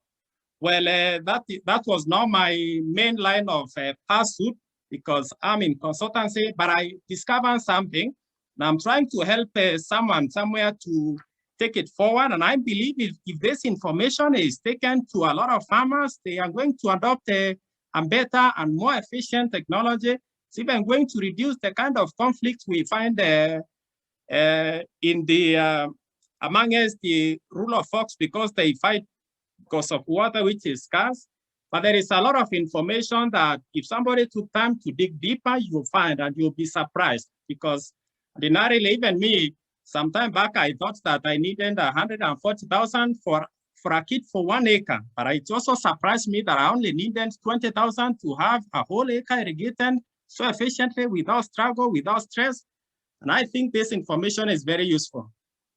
Thank you very much for the opportunity. If anyone needs more information beyond there, you can contact me. We can arrange one-on-one. Thank you very much. And thank you. On that note, a number of us didn't get your name and organization. Kindly let us know. Yeah, my name is Engineer Josephat Mukendia. I'm an independent consultant, and currently I'm consulting for Tetra Tech ERD. They are implementing a USA funded project called the WASH in Kenya. Thank you, Engineer Mukendia. Indeed, your inputs are very much appreciated. I can see, thank you. I can see Victoria Langenberg. She has a contribution on entrepreneurial ecosystem hubs. And since this is about markets, I think it's good to hear you out. Victoria, if you're able to make your contribution live, I give you a minute to do so.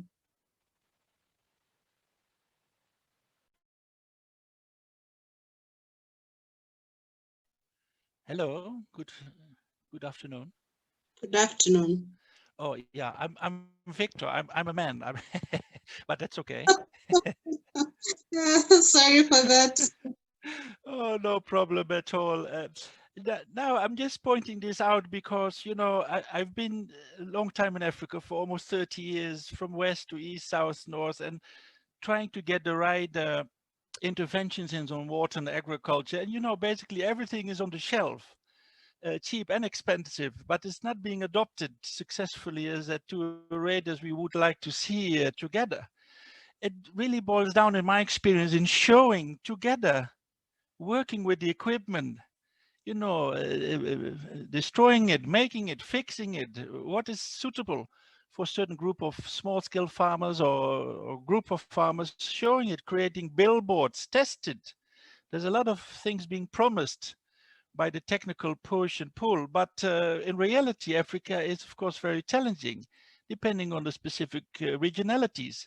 It needs to be sorted out, and then if that's there, when you have your billboard and your proof and your numbers, your African numbers, then you know there's a higher chance of having people adopted these technologies which they can handle and finance themselves. Yeah, thank you. Thank you very much for that input. Ebenezer, do you have another hand up? Yeah, Chonga Bonventure. He had his hand up. Yeah, thank you. Thank you. I hope you are hearing Can you introduce yourself? My name is Bonventure Achong. I work with irrigation.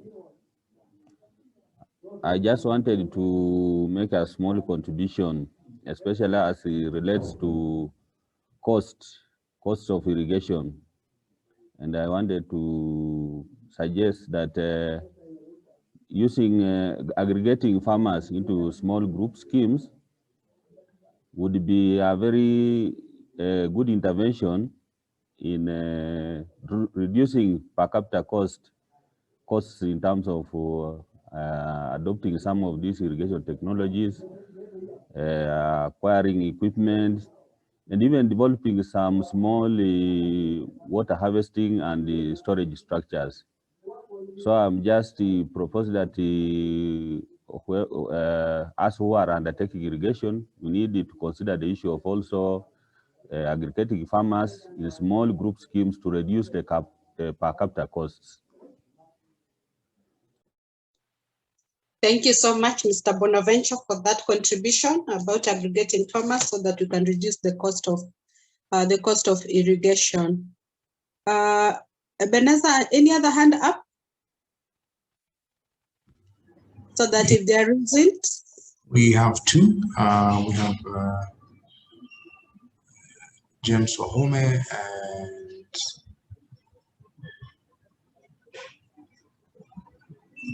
and Francis Murumbi. I think I had Francis' contribution, if I am not wrong. So let's have James. Unless it is on the first question, if I'm not, if I haven't mixed Francis' contribution up. James, a minute, please, James.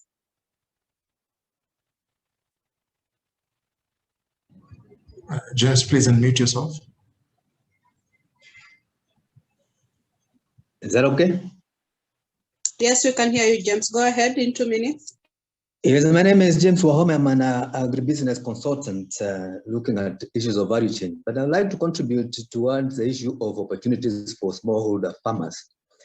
One, I realize that they use water as a commonly shared resource, and two, that they should produce for the market. So my experiences have been that as much as these people have been engaged in producing for the market, they don't have adequate markets as well, where they get their incomes or equity to invest in the purchase of irrigation equipment. So when we are discussing this business, we need to look at the issue holistically to realize that the farmers are in business because of the market and the money they get. So the idea of pushing for them to greatly improve their business would also be perhaps enhanced if they were to be put together in some kind of small cooperative societies so that they can be able to plan how to use the resource, how to market their produce, and that would boost their incomes. Thank you.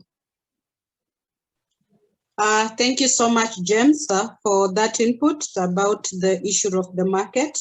And I think in Joy's presentation, it was very clear. If only 5% is for export, then we really are not doing very well in terms of the market Francis said he wanted to give an additional comment. Francis, kindly go ahead in a minute.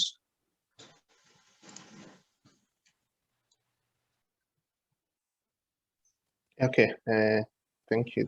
So I wanted to quickly add a comment on off-taking, and basically one of the ways that some players use is in combination with the input credit financing. They operate what they call a buyer-led model, where the buyer will commit to certain volumes, minimum volumes, and then that will be the basis of the input credits. And then at the end of the crop cycle, the farm, for example, give an example of DigiFarm, uses two methods. So the buyer will either do the aggregation directly, and by the farmer selling the product to the buyer, they're able to pay for the credit they took at the beginning of the cycle. And then the other method is where DigiFarm itself buys the product from the farmer and then handles the post-harvest management, quality management, and logistics, and distributes to the buyers. So I think in terms of taking, it needs to be a tied up approach whereby you've got the buyers, and then this is tied up end to end to the farmer.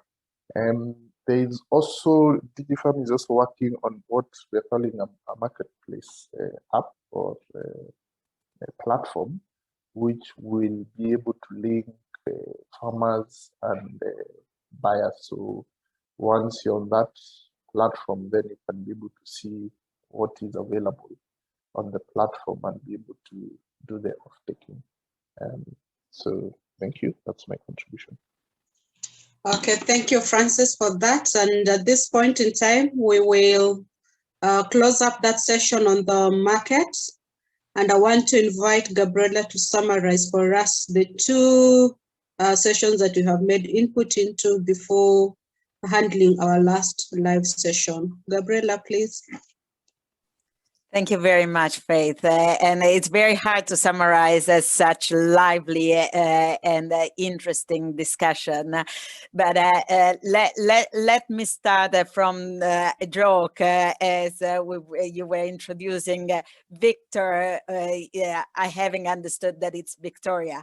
I think let's start from there, just because you might have not realized that, but because Faith, as a woman, she is managing the discussion, but almost all the attendees that have spoken up are men. And I want to mention this because when we think about why government needs to pitch in the farmer-led irrigation agenda, it's also for a purpose of opening up irrigation to groups of farmers that in a more difficult way can come into irrigation. And this is also where we find women's farmers. There's a huge potential in terms of increasing gender equality in accessing irrigation. So I just thought that it's an important element to put out there in the discussion.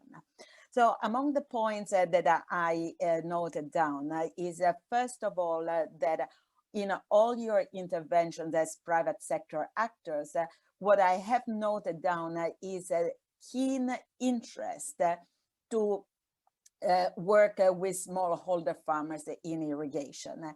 And I think a reason being is that the US private sector actors realize that while a farmer can be a small scale farmer, the overall business volume, when you put all those small farmers together, it's very important. So what you have noted down is the fragmentation of that demand, but the moment the public sector can come in and sort of trying to put that demand together, this becomes a very interesting proposition for the private sector to jump in. And this is where I would put the suggestion of creation of a database in, which is exactly what was done in Uganda, trying to consolidate that demand from smallholder farmers. Another point that I would note down is the idea of private sector actors coming together among themselves in partnership in order to reduce risk. And this is a proposition that I like very much because does not depend from the public taking action. But you are saying if me as an irrigation equipment supplier, I can come together with a financing institution, there is actually value added in there. In the same way we heard about financing institutions saying, if a value chain actor comes in, this risks my provision of a loan to smallholder farmers. This is a very interesting proposition and solution. But at the same time, US private sector actors have identified the need for the public to come in to make the environment more conducive. And here we can put Alan's wild idea. We can put one of the suggestions put in the Q&A box, which is, I have a technical solution. To who I do showcase that technical solution in order to scale it up to many smallholder farmers. In the same way, Victor in the chat has noted down, I can showcase opportunities for farmers, but how do I do that? So really that use of the public as a way to make the linkage between technical solution from the private sector to the fragmented arena of smallholder farmers that might benefit from that technical solution. And maybe this is something we can discuss more.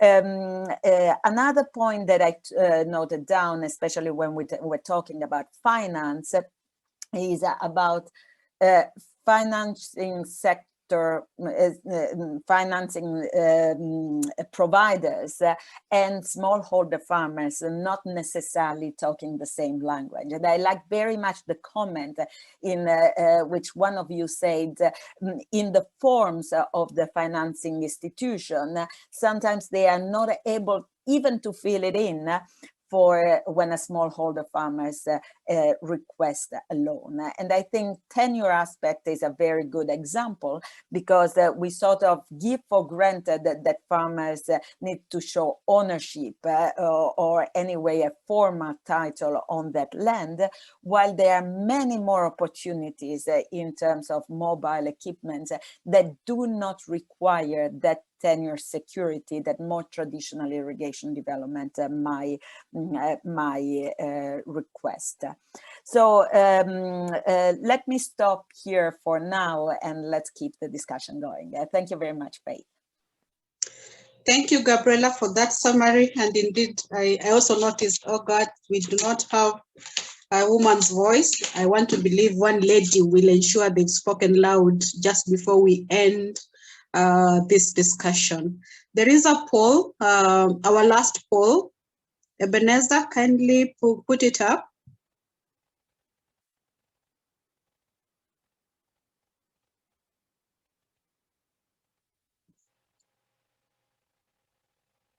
So we call upon you to participate in the poll for 5 minutes, please.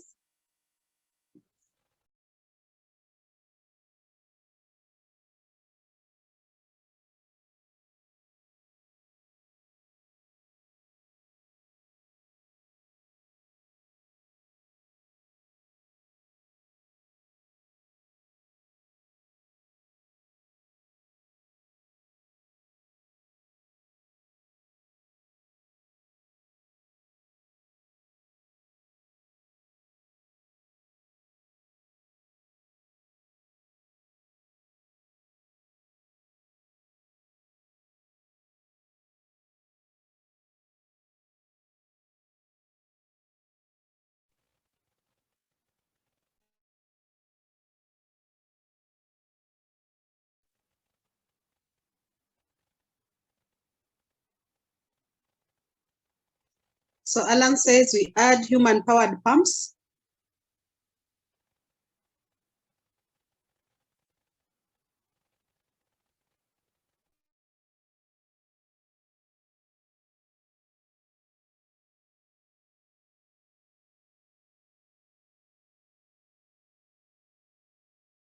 Please add more equipment that are used within the value chain in the chat box.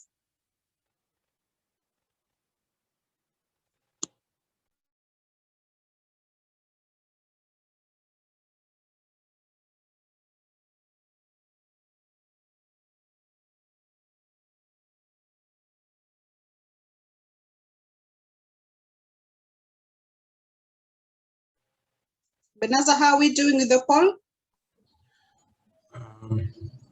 I see a few more votes coming in, so I'll just encourage you to click on the multiple choice on your screen. It should be showing on your screen right now. And I'll end it in the next 10 seconds.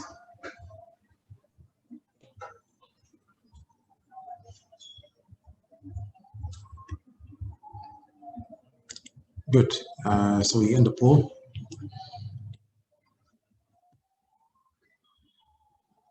Those are our results. Buckets at 13%, hose pipes at 63%. It's not cumulative 100 because most of you are taking several boxes. Sprinklers, so 44% of these. Sprinklers, 50% drip, 44%. Solar pumps, 50% diesel petrol pumps, 50% water storage tanks. So that's a representative of the response we got from the participants. Thank you very much, everyone, for participating in that poll, and thank you, Benaza, for sharing with us the results. We now go to the last session of our contribution, where we'll be speaking about technology and small-scale irrigation. Joy, kindly give us the kickoff for that particular session. We do this for the next 20 minutes. Thank you, Faith. And it's really interesting to see the discussions in the chat box. And also just to mention that as we were focusing on markets, it was very interesting to see how the topic on irrigation technology came up, and the issue of pricing of the irrigation equipment, and the example of the drip example that Josephat shared.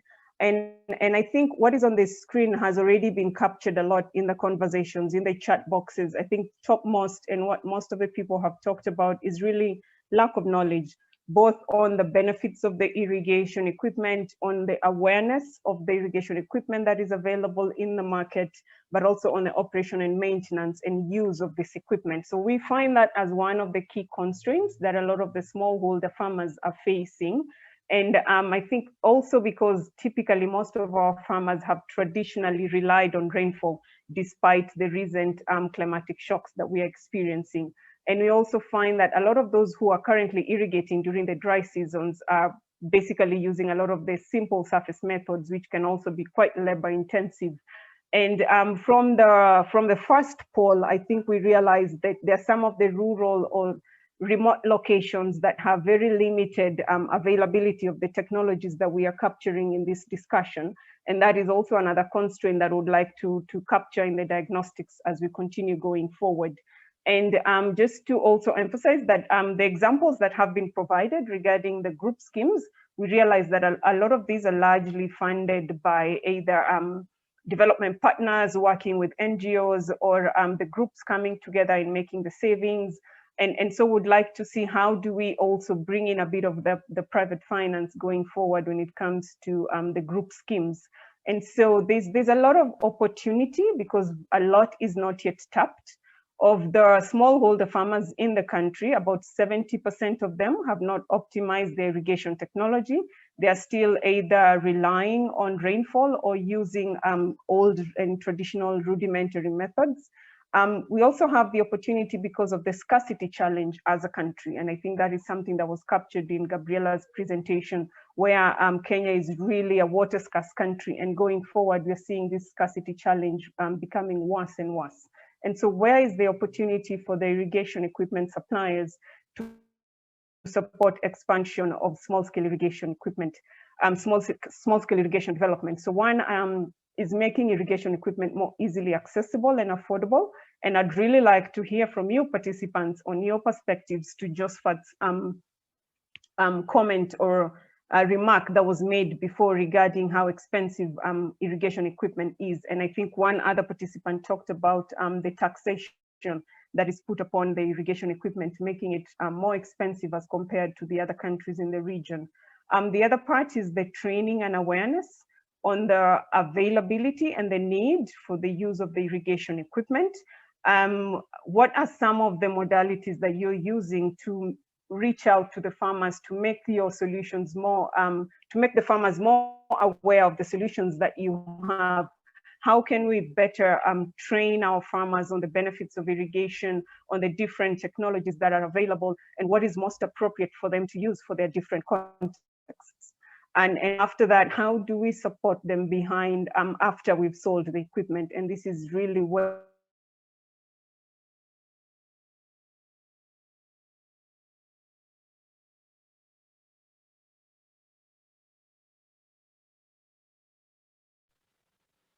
I lost Joy.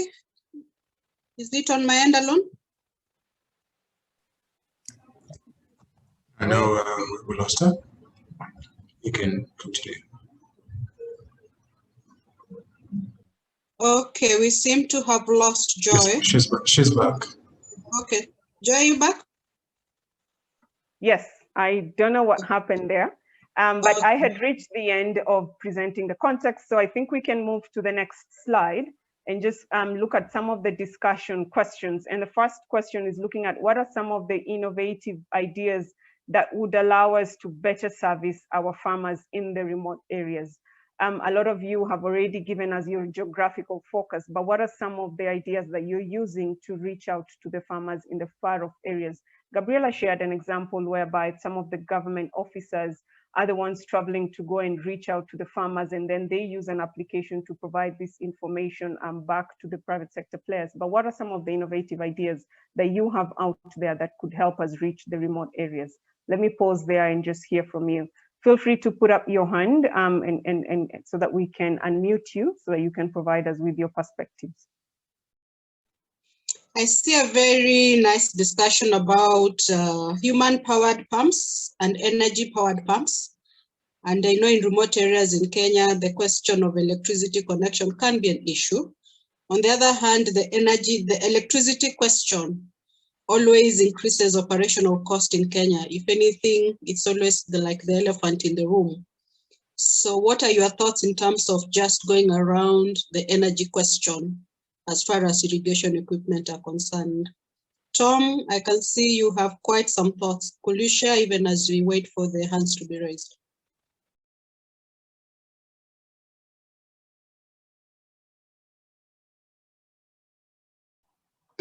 Thanks so much, and it's a good debate to have. Just first, I want to say that first, irrigation is important, and the majority of the people we are talking about when we talk about farmer-led irrigation are smallholder farmers. Smallholder farmers, in the true sense, they are poor people in the villages. They don't have money. They don't have income. And if you give them a technology, first we need to understand, is this technology relevant to them? Is it affordable? Is it efficient? Is it cost effective? Is it durable? If you take, for example, a diesel-powered pump to a farmer in a remote part of this country, and it develops mechanical problems, he will need to take it somewhere for repair. This is a farmer we are saying does not have income, does not have money. And for that machine to start working in his farm, he has to fuel it. Does he have the money to buy the fuel? Looking at the constant increase in fuel prices, does he have that facility? In all fairness and truth, he does not. Then what option are we left with? A smallholder farmer, in our perspective, in Kickstart perspective and understanding, we believe requires a relevant and appropriate technology that will enable him do all year-round farming on his own, so that once he makes his own, I mean, he can be able to do all year-round farming, do horticulture, I mean, do grow crops, high-valued crops, earn more money. Then from there, he's able to buy on his own a solar pump. That is a huge step. And that way, we are looking at a technology that is appropriate to a smallholder farmer. Again, I know someone will ask that the energy required. Yeah, I think let us also pamper that with the reality in the rural setup. A smallholder farmer, what does he have? He has his land, and majority of them we have water resources available. So what else does he have? Only that. So giving him an appropriate technology that can enable him to meet his immediate needs of food is very important to us. And that is why human-powered pump has actually done a lot more in enhancing food security and increasing livelihood among the smallholder farmers in the rural setup. We know the other technologies, yes, we appreciate them, but even in the market, in the car market, there is a segmentation. There are people who can afford a particular model of car and others cannot afford. So a farmer also should not be caged into a situation where he's told, you must use solar, you must use this. I think we give them that freedom of choice based on their capabilities so that they are able to choose. And that is why, from Kickstart's perspective, we feel there is a huge potential for human-powered pumps, because last year alone, I think you can see from the chart text I've said we sold the 10,000. That was because of the challenges associated with COVID. But a year ago, it was over 20,000 pumps. So that enables us to cause more impacts among the smallholder farmers. And we feel very strongly, in fact, that human-powered pumps still are relevant to our smallholder farmers. And it is a step, one of the steps to adopt if we mean well about scaling smallholder irrigation or farmer-led irrigation. Thank you. Thank you, Tom, for that contribution. Greatly appreciated. Any hand up before I pick Francis Nagondo on the Internet of Things platform? I think it will be interesting to hear about that. Ebenezer, do you have any hand up? Then I can give Francis an opportunity to tell us about Internet. Alan, we have Bonventure. Alan, and we have Florence Aduk. It was not spoken. At long last, I have allowed you to talk, Florence. Thank you for saving my day. So, Francis, please tell us about Internet of Things. Then we go to Alan.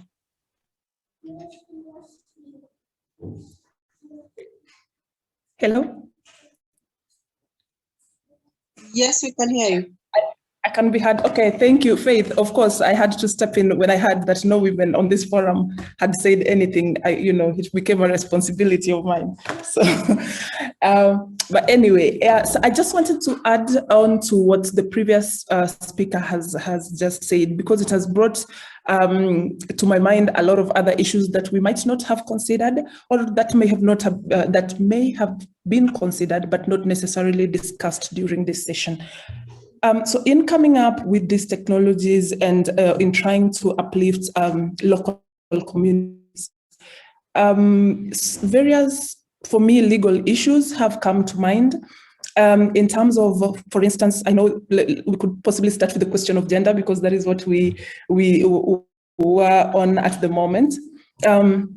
If these technologies are being given to or are being made available to local communities, then there is, of course, the question of whether that, how does that impact them in terms of gender relations? Are they getting access on equal footing with the gentlemen in those areas? Are they in some way getting more marginalized by the fact that they cannot access at an equal pace as the male gender? Then in terms of the rights for access to water generally, what does putting up these irrigation schemes around communities have to do with the rights of an ordinary Kenyan woman in the village to access water. Is the amount of water now so limited that they are unable to access it? Or, are they in some ways disadvantaged because they don't necessarily participate in what the majority of the people in the village participate in, and yet they have the right to be able to access water for their domestic purposes? Has that ability to access water been impaired? In terms of the legal obligations that come along with Pharma-Led irrigation, again, to my mind, there are questions of getting permits. Are they required to comply with certain legal requirements in terms of permitting, in terms of what kinds of reporting requirements might possibly fall upon them if they're in this kind of setup. And then finally, the question of disputes, the kinds of disputes that then come along, including, allocation, apportionment of water, their contribution to, mobilization of funding, or, in cash contributions, and so on and so forth. So these kinds of obligations that then fall on communities or on people who are participating. To my mind, those are some of the questions that I would like to hear more about. If disputes arise, has there been a prior agreement on forum shopping? Are we going to arbitration? Are we going to mediation? Are we going to the courts? Are these appropriate in the context that we are operating in? So those are some of the questions that I think that maybe we would also want to consider or to discuss further as we go along in this conversation. So thank you for allowing me to speak. Thank you, Florence, and indeed very interesting and wonderful inputs from your perspective as a legal mind and participating in this space. Alan? Yes, I just want to quickly add to what Tom was saying about human-powered pumps. I know a lot of farmers would love a solar-powered system, powered by 200 watts of panels. But presently, we're talking about retail amounts of between $500 and $1,000. Sure, pay-as-you-go financing can be arranged, but another way of getting to the same objective is a stepping stone approach, where they start off with a low-cost system and gradually work their way up. And we presently have a pump which retails for $50 with hoses, and for another $10 you can get a sprinkler and surge chamber system, which increases the efficiency of this pulsating pump and it irrigates a diameter of about 15 meters at one time. Yeah, that's all. Thank you so much, Alan. Back to Bonaventure.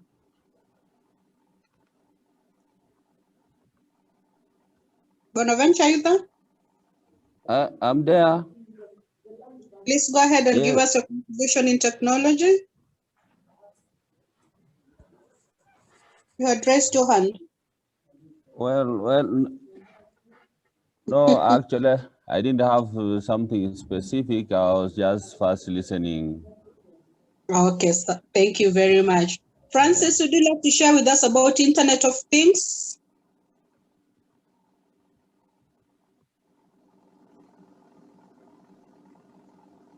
It was Francis Nagondo on Internet of Things platform, please. Yes. Thank you. Am I audible enough? Yes, we can hear you in 2 minutes, please.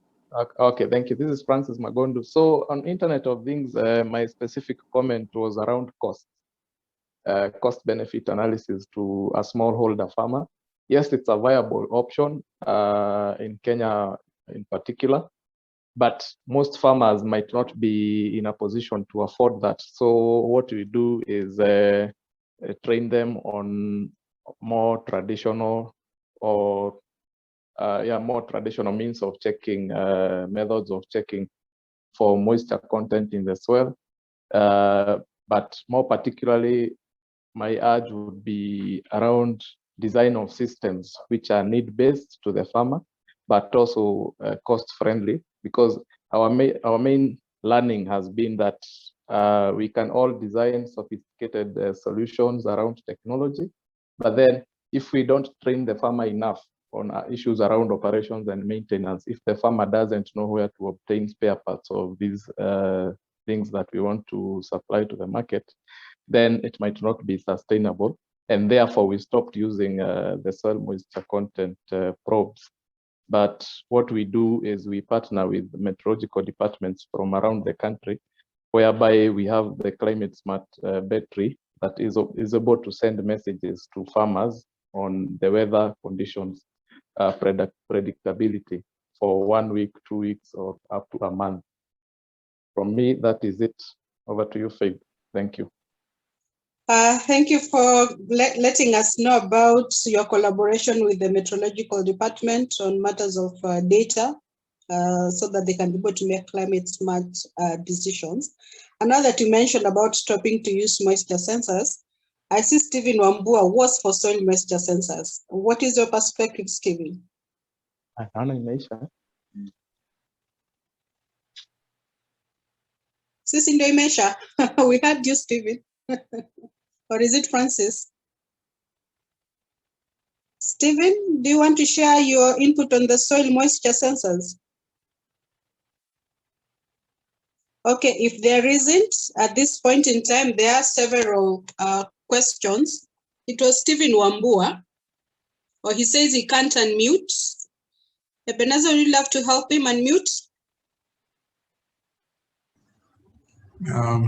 Who is that, sorry?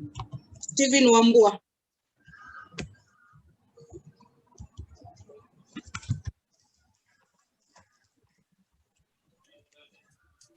Yeah. Hi, everyone. Am I audible? Introduce yourself, Stephen, and the organization. Thank you. My name is Stephen Wambua. I'm the irrigation manager at Davis and Shatliff. We sell, distribute, and install irrigation equipment. My point on the sensors, it was just a small contribution, but I wanted to say, yes, moisture sensors and automation options are a great tool in helping farmers, especially in water scarce areas and in monitoring irrigation systems. Because like one of the contributors said, yes, Kenya is a water scarce country, and we need to utilize the little water that we have to the maximum. And so the use of sensors, and they come, there's a wide range. You can get compo sensors that detect multiple parameters. But if you get simple sensors, one for moisture, humidity sensors, they can be quite cheap actually and very instrumental in helping manage your irrigation cycles. And so they are available in the market. I know there are quite a lot of distributors and suppliers in the country, and they don't necessarily come expensive. You can get sensors as low as a few thousand shillings, Kenya shillings.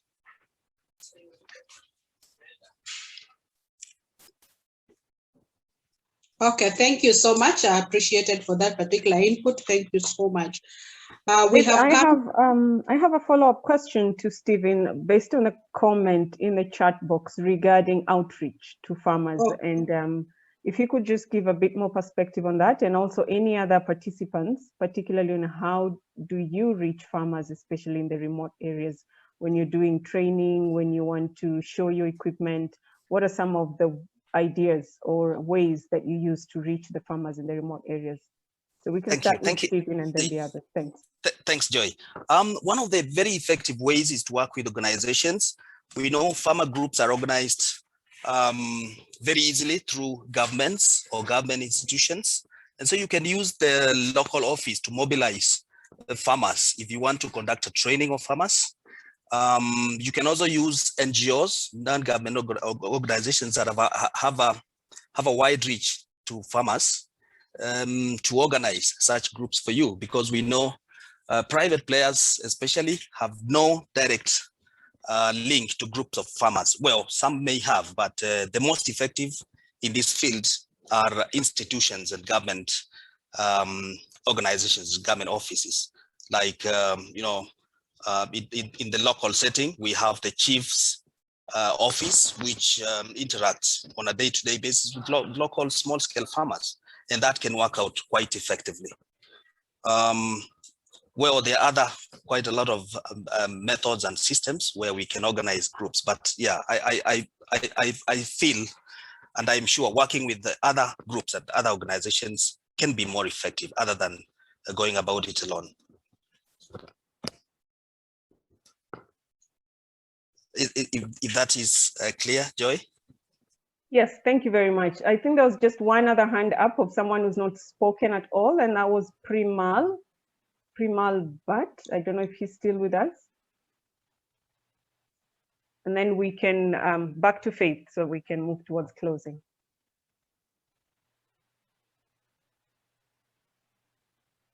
Is is Primal in still? He might have left. I think you've lost him. Yeah. Faith, you can okay. Yeah. So thank you very much for very, very insightful input. And I see quite a number of questions in the question and answer area. So I want to believe that some of these questions could be answered with the report that is prepared for this particular engagement. Quite a number of good questions: arid and semi-arid lands, runoff, and options for microfinance and all that. So I want to believe they can find answers later. So if Engineer Vincent Cabot is with us, we could give you 5 minutes to give us a wrap up.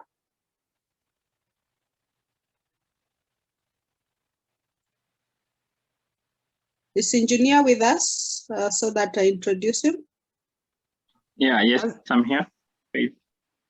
Okay, so we have come to the end of our sessions, and we have Engineer Vincent Cabot with us, who is the Deputy General Manager, Research Planning and Strategy. He has been serving this role since the year 2018.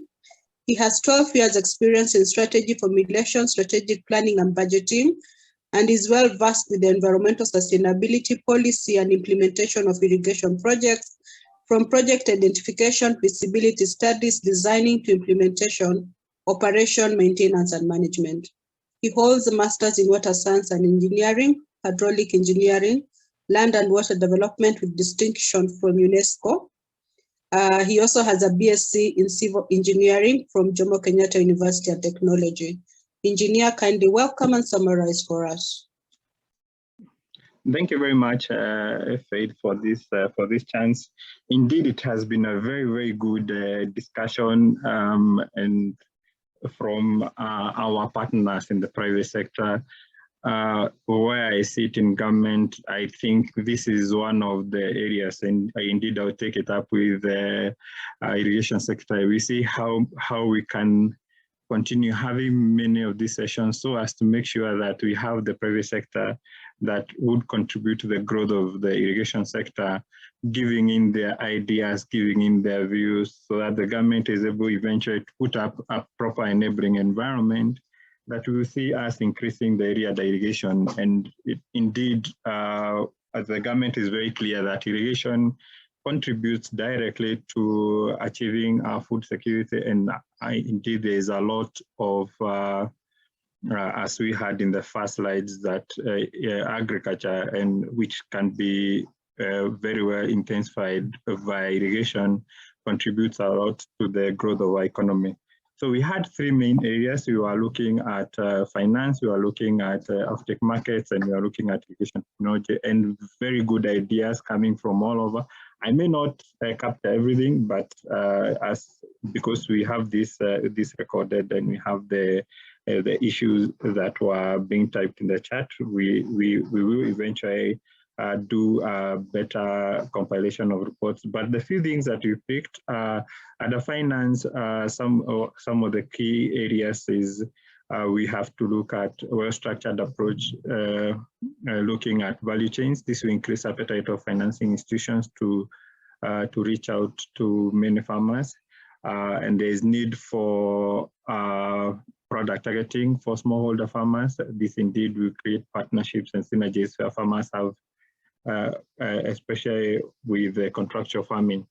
The next one is to promote farmer-facing SMEs that will provide irrigation equipment service to farmers at a fee. So there's no need of investing in permanent irrigation systems. This also brings down the cost of investment in irrigation for our farmers. The next one is the cost of irrigation infrastructure is quite high, and compared to value chains, and this indeed dents the return on investment.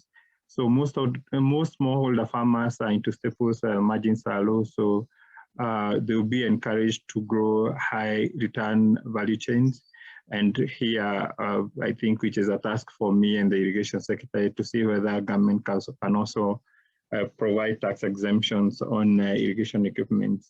One of the areas that was covered at length as far as finances are concerned is risks.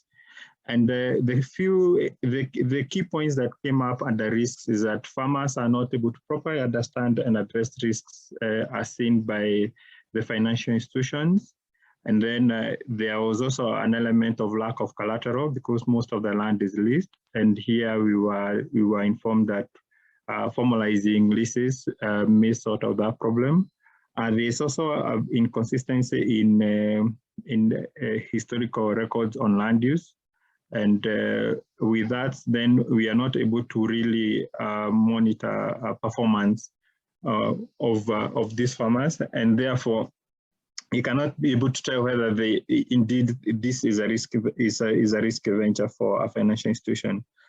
The others is we are looking at there are many loan defaulters, and the fact that there is no collateral, the financial institutions, they don't have a fallback plan. And lastly, the last 2 points is that there is also a risk that is attached to unreliable water supply, and here water storage was mentioned extensively by very many participants. And lastly, and this is a challenge to me and the irrigation secretary, is to look at whether the government can consider government guarantees to de-risk financing to irrigated agriculture ventures. The last point under finance is limited knowledge by farmers on irrigation. This may require a voice of government to promote irrigation within our farmers, especially farmers in those remote areas. And the other one is limited knowledge of irrigation demand by irrigation suppliers and off-takers.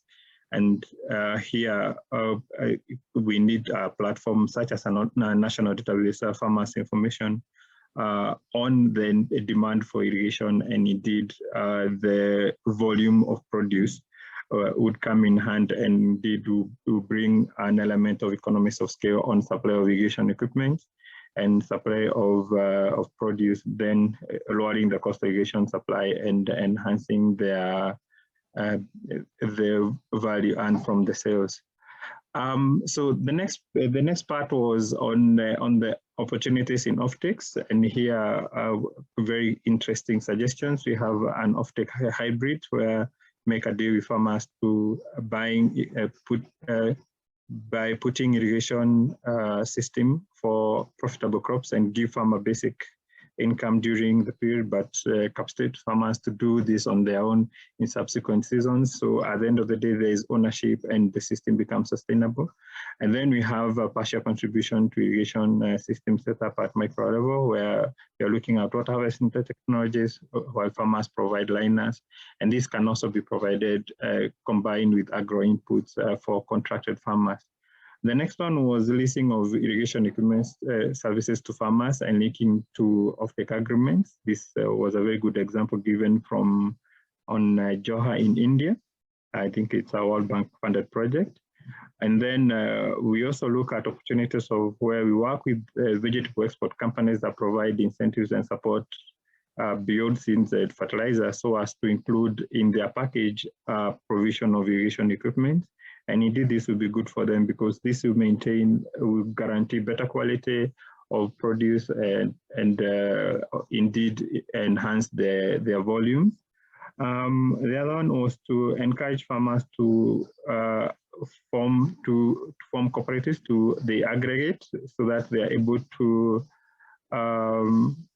once they come together as a group of farmers, they can bring down the cost of irrigation, especially when you're looking at the main systems, as well as increase their the economies of scale while they are selling their produce. The last one is look for linkages of private sector with farmers on irrigation solutions and a market for value chains.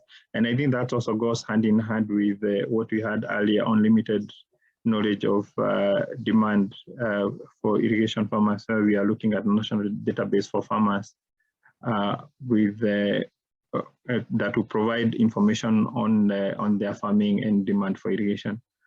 The last element we looked at was irrigation technology, and I think for me, one of the biggest take home is what Josephat mentioned, that there are irrigation solutions, but we have not really, as providers for these solutions, we've not really tried to optimize in such a way that you really bring down the cost of these irrigation equipment. So as to respond to the needs of the farmers. We heard that they really did look at the needs for the farmers, improving efficiency for that farming community that was using a spring, and they ended up with a very cheap irrigation solution. Then we provide suitable and sustainable irrigation solutions to farmers in remote areas. Here we promote technologies that are easy to operate and maintain for farmers. And here we're also looking at market segmentation, provide wide variety of technology to farmers depending on how much they can afford and their access to markets. We're also looking at farmers adopting cheaper and more efficient technologies where they have better knowledge. Knowledge has been repeated several times by most of the participants that indeed we need to have farmers really exposed. And one of the items is outreach to farmers through the organizations. And here we're informed that government and NGOs all over the country have facilitated organizing farmers into groups.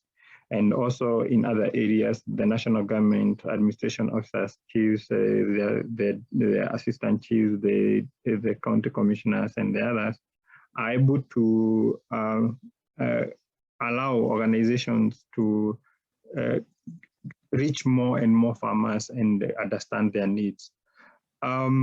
One of very interesting solutions that was put forward is a stepping stone approach, where farmers can start with local solutions that will be upgraded with continued farming to meet their growing needs for producing high-value crops. And lastly, I think as solution providers, we design systems that are cost-friendly to farmers, and we at least attempt to make these solutions to individual farmers to meet their needs. And here there was a very good discussion on the soil moisture sensors, where we were informed that there were, in some areas, this was not a tenable solution, but we also informed that there are some quite affordable moisture sensors that do not require to go to the automation. The automation way.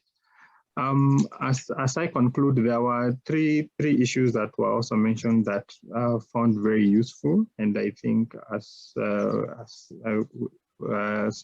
officer of government in irrigation, these are very important to us. These were the issue of gender inclusivity in irrigation farming. Then the other one is the issue of permitting and licensing for irrigation farmers. I know when farmers are abstracting water, they require to be issued with permits by WRA, and then Minister of Agriculture is also coming up with some rules and regulations that may also require farmers to register and acquire licenses. So those are some of the areas that we also need to look at to make sure that we do not have systems or government systems or bureaucracies that indeed can hamper irrigation farming. And the last one, which was very, very interesting, is on dispute resolution. At two levels. It's the intra-farmers, where they have dispute within farmers, and then dispute with the would-be service providers, either in finance, in off-taking, or in equipment supply. I think with those few remarks, Faith, I can say that is sort of like a general summary of the discussion, but we'll keep we look at all the aspects that have been captured in the chat and come up with a better, we compile a better summary for this discussion. Thank you very much.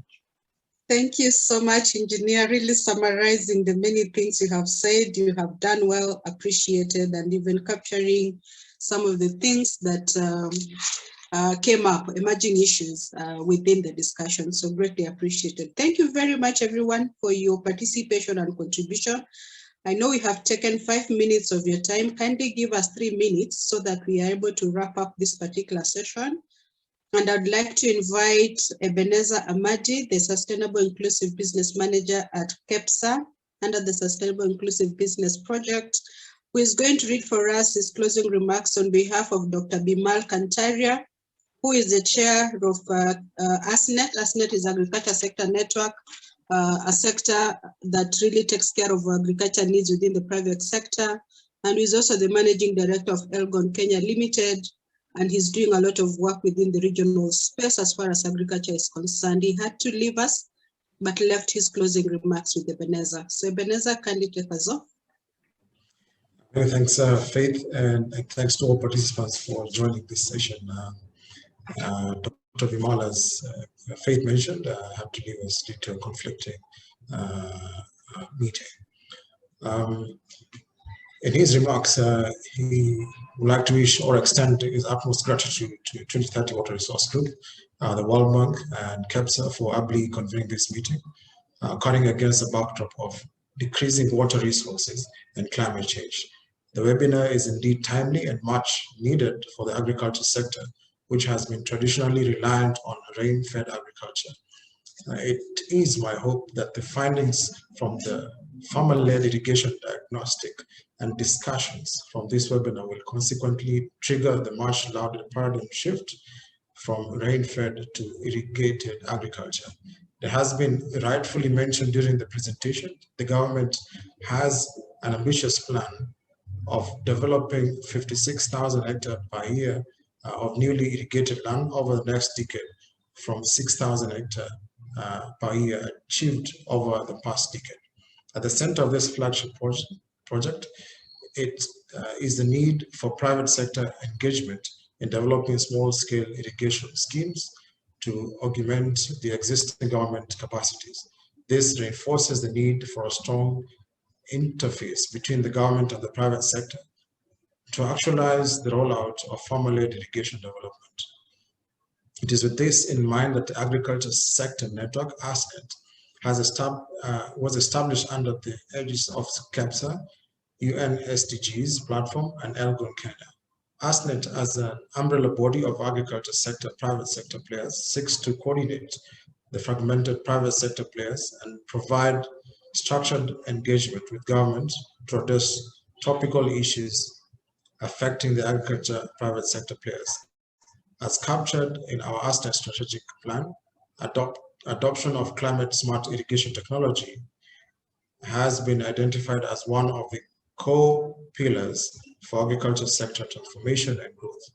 We take note of the challenges and recommendations from this webinar and will integrate them in our implementation plan. As a quick win, we seek to further engage with the World Bank and Water Resource Group team to concretize some of the Pharma-Led irrigation development findings into policy and programmatic interventions to be implemented in partnership with the private sector. Key areas of interest to ASNET include capacity building of smallholder farms on small-scale irrigation technology, advocacy, ecosystem mapping of Pharma-Led irrigation schemes, engagement of credit suppliers to develop and offer tailor-made financial packages, public-private partnership between counties and farmers, development of leasehold modalities to engage the government to lease state-owned arable lands to enhance maximization of irrigation potential. I hope and believe that this webinar will mark a journey towards transformation and growth of Kenya's irrigation potential. I also wish to confirm our commitment as KEPSA and ASNET to partner with the government, World Bank, and other like-minded agencies to implement the resolution of the webinar. Thank you, and God bless. Thank you, Ebenezer, for those wonderful closing remarks from Dr. Bimal Kantari, and thank you everyone for joining this discussion. Let's keep the conversation going. The Pharma-Led Irrigation Development Guide will be released by the World Bank at the end of March. Let's keep looking at it. And more so, let's keep engaging both private sector and government to make sure that we are improving our irrigation systems and above all, improving our agriculture in the country. Thank you once again. Have a lovely afternoon.